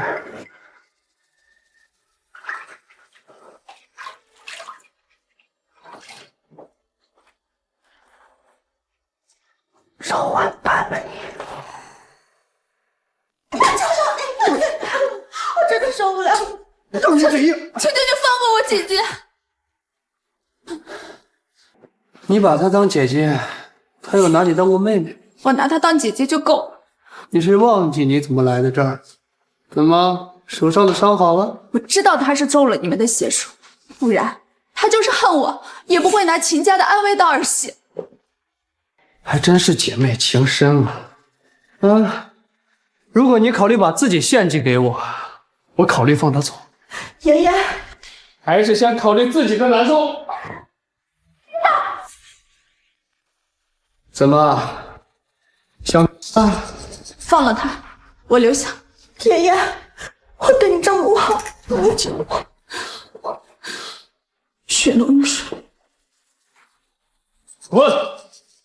告诉东风，帮我报仇。爷爷，我不会留下的。你快走，不然我们都得死在这里。走了还有希望。妹妹，快走啊！走！滚！哎呀，我都感动了。要是秦淼淼不走，留下来陪你，我就更加感动。可惜你们华国人啊，没有这样的勇气。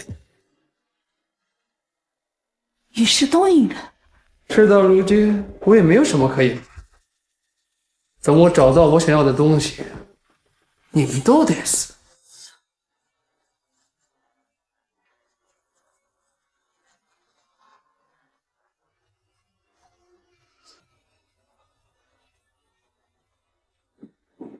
小子，敢来金九集团撒野？我们是来找狼师兄妹的，识相的都让开。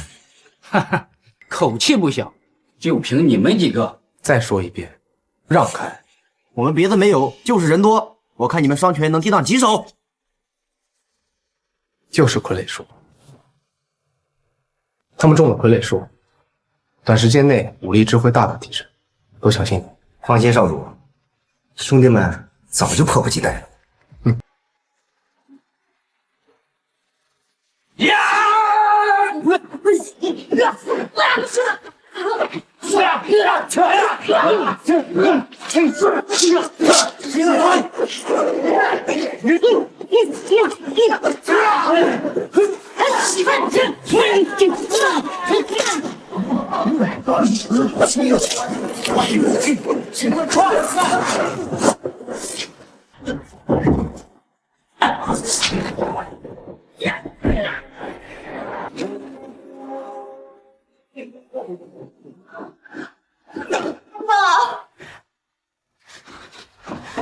淼淼，你妹妹呢？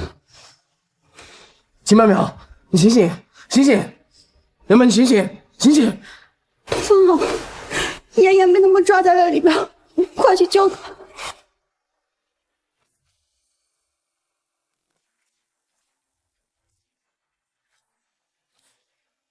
东方先生果然有情有义，明知道很危险，却还是来了。有勇有谋，我的人还没有打败你。我确实有情有义，有勇有谋，但是有一点你说错了，我并不觉得来有什么威胁，还不够资格。东方先生还是嘴硬，你的未婚妻还在我手上，还不放下姿态，态度好一点。当自己找死，别放了！别过来啊！你再往前走一步，我就把他丢下去。这里可是很高的。东风，你别管我。哥，我不是说过了吗？不要那么粗鲁。果然是人靠衣装啊！这东方先生脱掉保安的衣服，换上这么一身戎装，突然就变帅了呢。你这种有眼无珠的，才只会看衣服。不看衣服看什么呢？东方先生，不看衣服，我还能看你哪儿呢？郎小姐，请自重。我是一个生意人，我们来做笔交易吧。我看中你了，只要你肯当着秦妍妍的面和我亲热一次，我就放了秦妍妍。东方先生，以我的身材和样貌，并不辱没你吧？东方啊，你不要答应他，你别管我，快走！郎小姐，你的脸蛋儿，你的身材，非常符合我的胃口。东方，你干什么？你敢！好看，刺激。天涯，你也给我看着。东方，我们可是有契约的。你给我手串的时候说一生一世一双人，若是要违背，可是要天诛地灭的。你这么快就要背弃诺言了吗？闭嘴！你要看。东方，我恨你，我恨你！东方，我恨你，我恨你！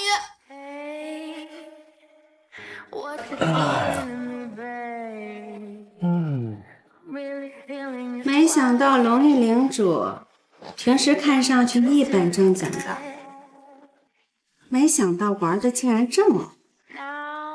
东方，你居然违背了我们的契约！契约？你给我手串的时候，契约就已经加在了我们的身上，你会被天诛地灭的。什么年代了？你经过发个誓能把人怎么样啊？你知不知道他们是你最讨厌的东瀛人？原来你都知道了。我们也知道了东方敖的真实身份。什么？他是龙玉领主。龙玉领主？连你都没想到吧？曾经一个受人欺负的私生女，如今摇身一变成了龙玉领主夫人。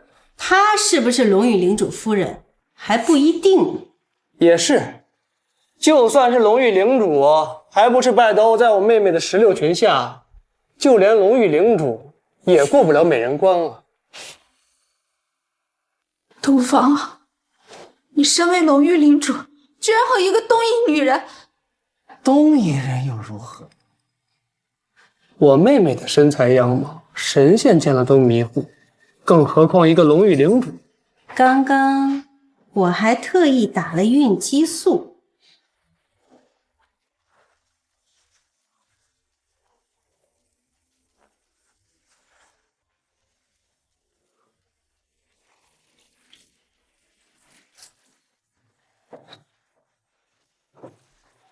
小姐，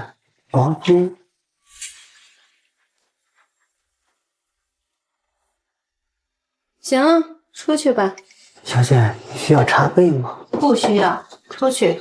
小姐，打了孕激素之后会很难受的，你会需要我的。需要谁也不会需要你，滚！是。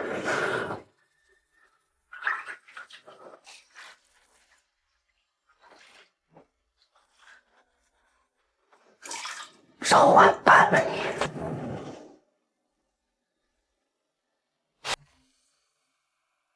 孕激素，我现在的体质可是非常容易怀孕的。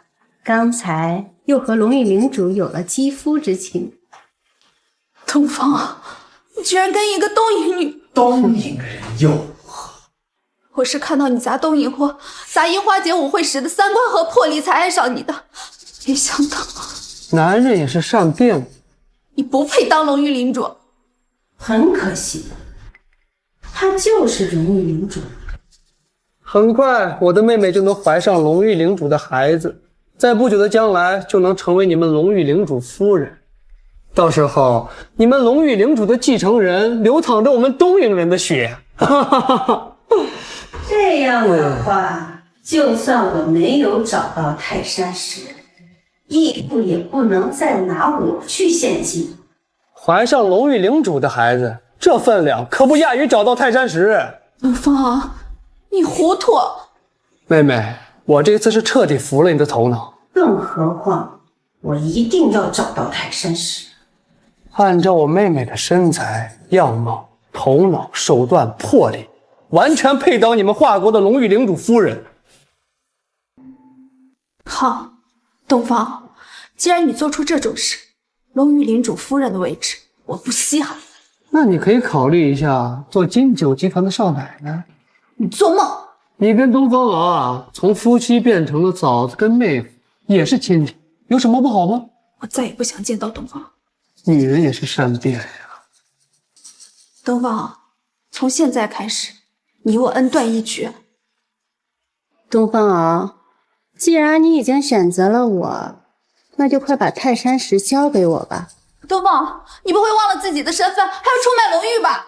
男人就是用下半身思考。我管他用哪儿思考，我只要他身体好。我是不会把泰山石交给你的。你说什么？我说我是不会把泰山石交给东宁人。东方敖，什么意思？我想你们兄妹两个是不是眼神不太好？东方敖，你到底是谁？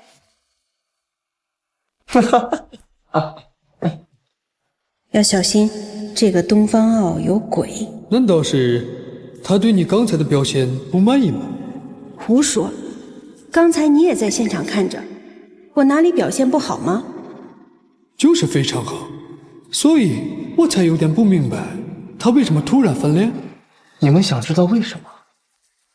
你能听见我们用意念交流，所以那天我们在会场遇见的高人就是他。他能听见我们用意念交流，那他早就知道我们是东瀛人啦。所以他早有防备嘛。那你为什么刚才还和我？所以说你们两个人眼神不太好嘛。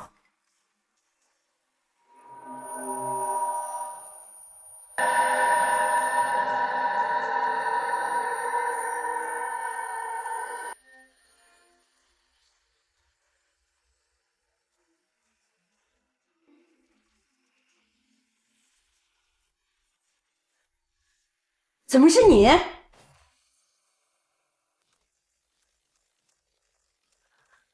怎么是你？小姐，一直都是我呀！我竟然被一个丑陋的佣人给……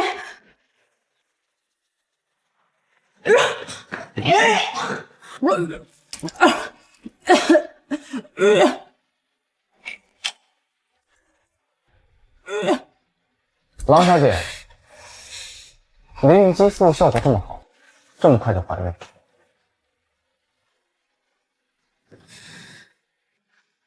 这是什么邪术？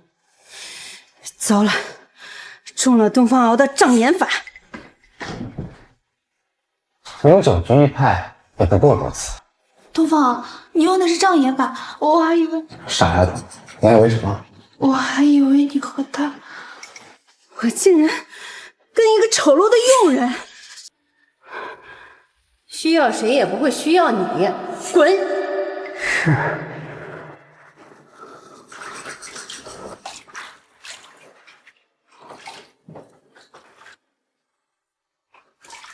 早晚办了你，小姐，没想到实现一个愿望这么简单。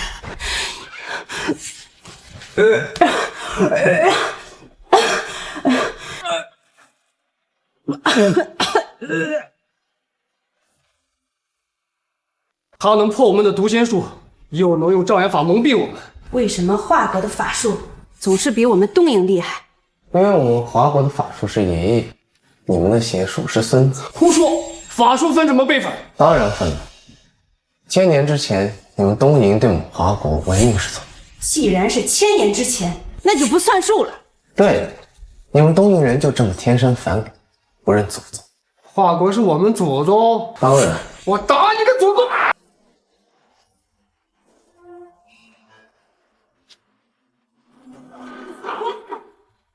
哥，你没事吧，哥？好好跪着，听祖宗的训话。东方敖，你不要欺人太甚。看吧，他们天生就这么反骨，几千年前的东瀛也是这么反骨。他们看华国称臣，妄图夺取华国，没想到啊，他们还想做孙子，府邸做小弟的，在华国各个领域学习知识。他们就是这样学会的法术。对，他们其中一部分人专门在华国学习法术，后来成立了九局派。胡说！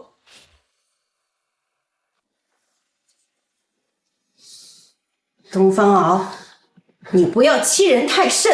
如果你们的法术被我们偷学了去，怎么可能会不如你们？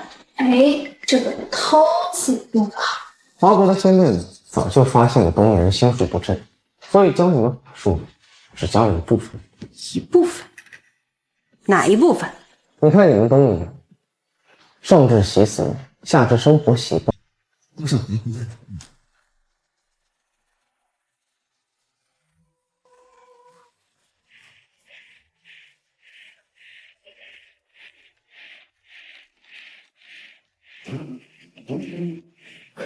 你的意思是？哦，我明白了，华国人是把丧葬习俗当做法术去传授给他们的。你说什么？虽然九居派对我们华国的法术进行了改良一番，我觉得改得很用心，很有匠人精神。但是呢？但是什么？但是再怎么改良，底子都是华国的丧葬习俗。不可能，绝对不可能！你们想想，你们结婚、做法事、庆典，这些所有的喜庆场合，像不像华国哭丧时的披麻戴孝？你们骗我！郎小姐在华国潜伏了多年，应该也见过华国出殡是什么样子吧？难道真的是？想想华国的先辈们还挺聪明的，也不拒绝你们，说要教你们，也只教了这个。你们还郑重其事的学了这么多年，还成立了九局一派。菊花在华国可就是上粉用的。别说了。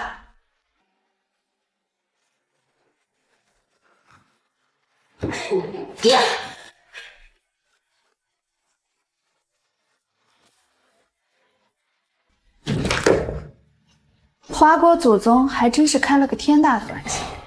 其实不完全是玩笑，这也是震慑东瀛小国的一个风水局。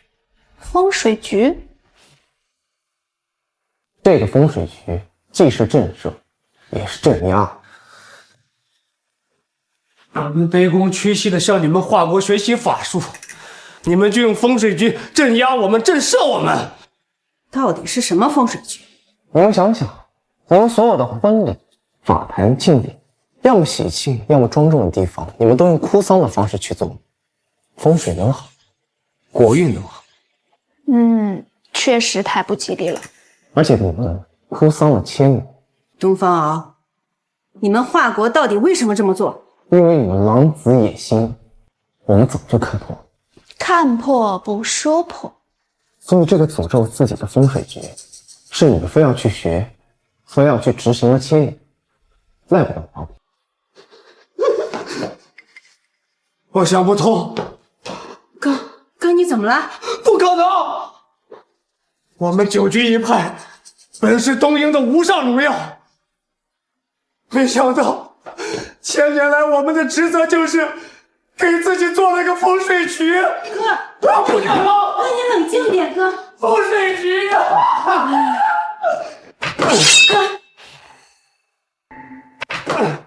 哥，你干什么？我觉得我是我们东瀛人的耻辱。哥，你把刀放下。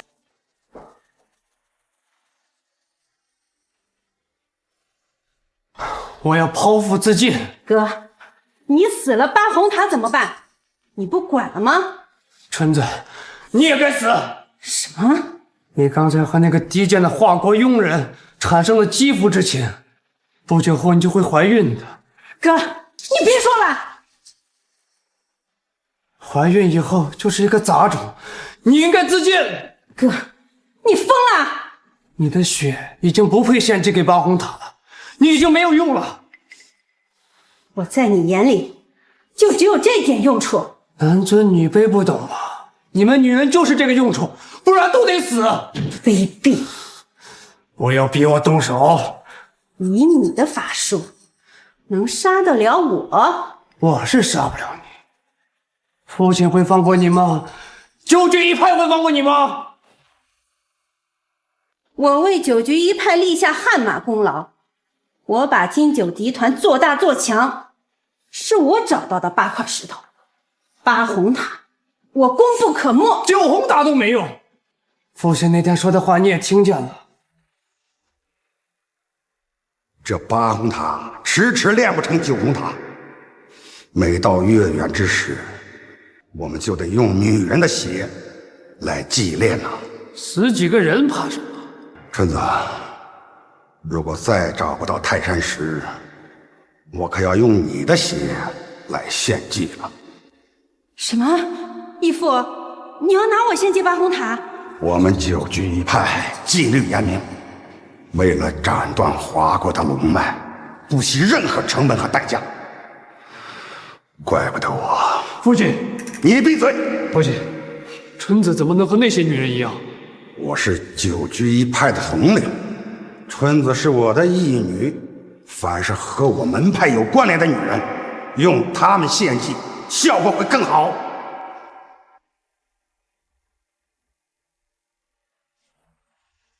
父亲想要拿你献祭，自然不会在乎你的生死，无论你有什么功劳都没用。更何况你的血脉已经被玷污，连献祭给八红塔的资格都没了，更是一文不值。别说了，我要杀了你！你杀不了我，我的法术高过你太多，要杀你还不是易如反掌？因为我自己要杀了自己。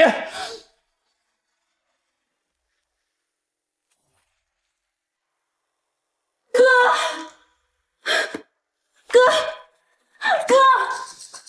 虽然有点傻，但是性格还是很刚烈的。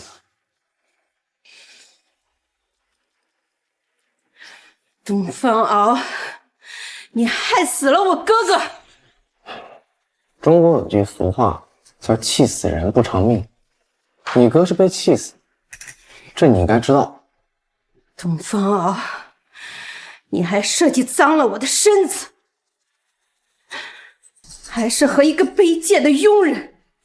我是一直惦记你的身子，没想到你是个东瀛女人，你脏了我的身子才是。我呸！晦气！什么？你一个卑贱的佣人还看不起我？是，东瀛女人也不过如此嘛。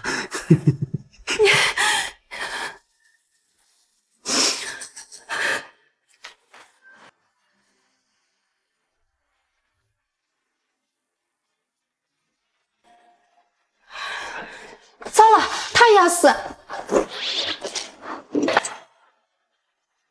让我去死！你还不能死，还有用处。告诉我八红塔在哪？告诉我八红塔在哪？我是不会告诉你的。八红塔迟早会祭炼成9红塔，我们9局一派早晚会找到泰山石。真是冥顽不灵。9红塔成，你们的龙脉就被破坏，我们东瀛1000年来的仇恨也就报了。我说的没错吧？东瀛人天生就是反骨，不认祖宗。少废话，把泰山石交出来！什么泰山石？你别装傻了，我知道泰山石就在你手里。是谁告诉你泰山石在我这儿？你也有想不透的时候。我布局多年，在你身边安插了眼线。什么？出来吧！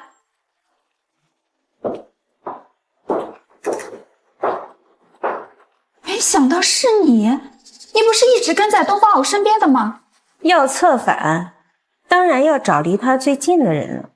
现在他们已经找到了8个石晶，修炼成了8红塔，就差最后一块泰山石，就能修炼成最阴毒的9红塔。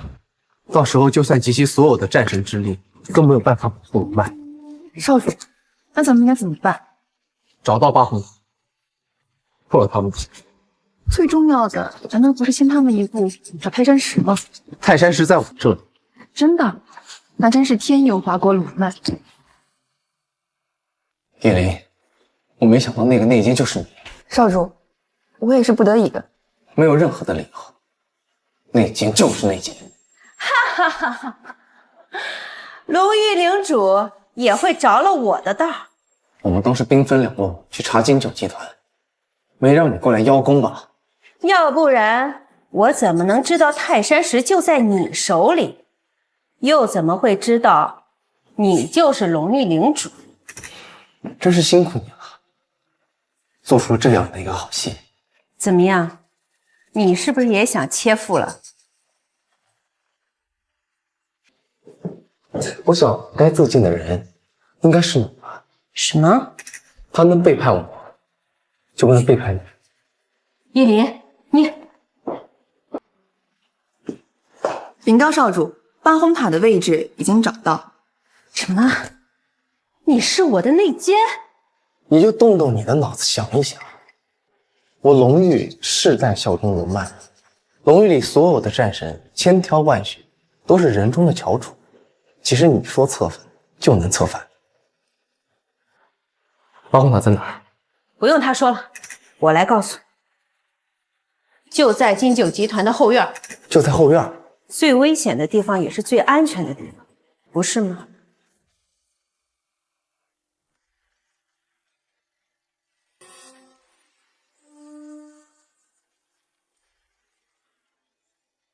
八红塔，我终于找到你了。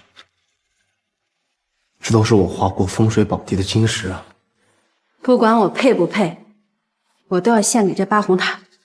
王小姐，回头是岸。我已经回不了头了。秦妍妍，我真羡慕你，你是华国的女人，可以嫁给龙域领主，不像我，是东瀛的女人，永远都得不到龙域领主的心，甚至想要得到他的人，换来的都是自取其辱。你大可不必白白搭上性命，因为我很快就会砸了八红塔。华国的石金不可能让你们用来弃塔的，我非死不可了，因为已经没有地方可去了。东方敖，在我临死之前，可否求你一件事儿？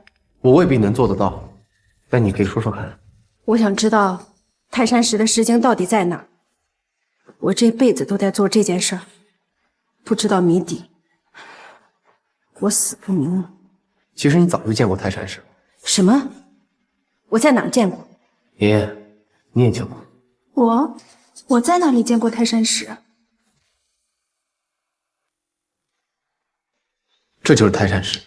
这就是泰山石？原来泰山石一直戴在我的手上。这可真是莫大的讽刺啊！我是真该死。泰山石跟其他的石晶与众不同，它是精华中的精华，所以只有这么一小颗而已。这点我是万万没有想到。这是千年累积木串之，只有纯阳之物才可以保护这个石串。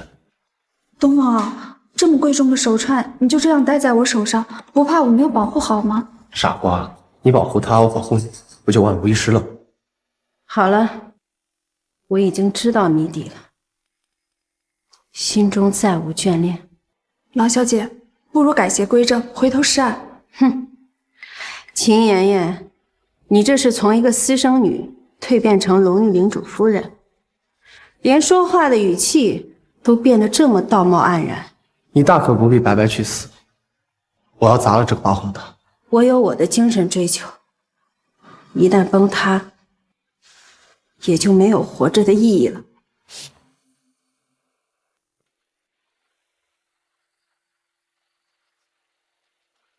砸了八红塔。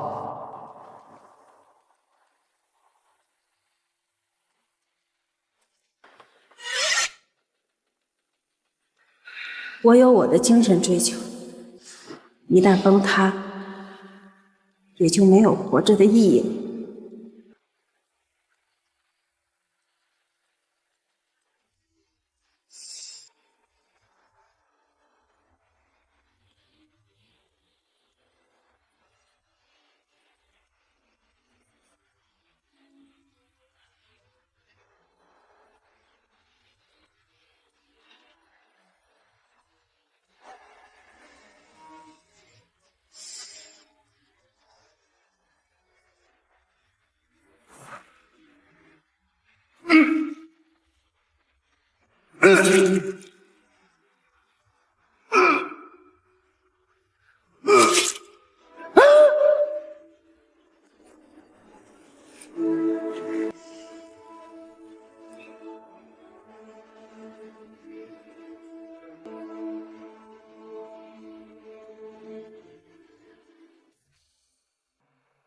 取走8块10金，砸了八红塔。是，连主。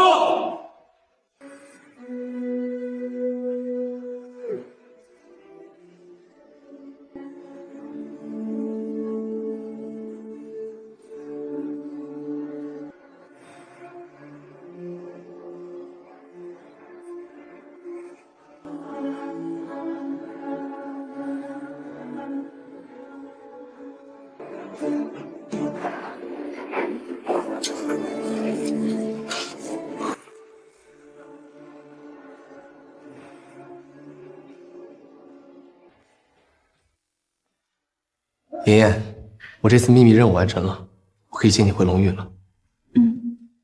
这些年你在秦家受了这么多年委屈，我一定风风光光的迎娶你。不，你不想嫁给我？想，我这辈子只想跟你在一起。那你为什么说不啊？我不在意什么风风光光，也不在意什么丰厚的聘礼。那你想要什么样的？你真的都依我？当然了，结婚是女人这辈子最重要的一天，我都听你的。我想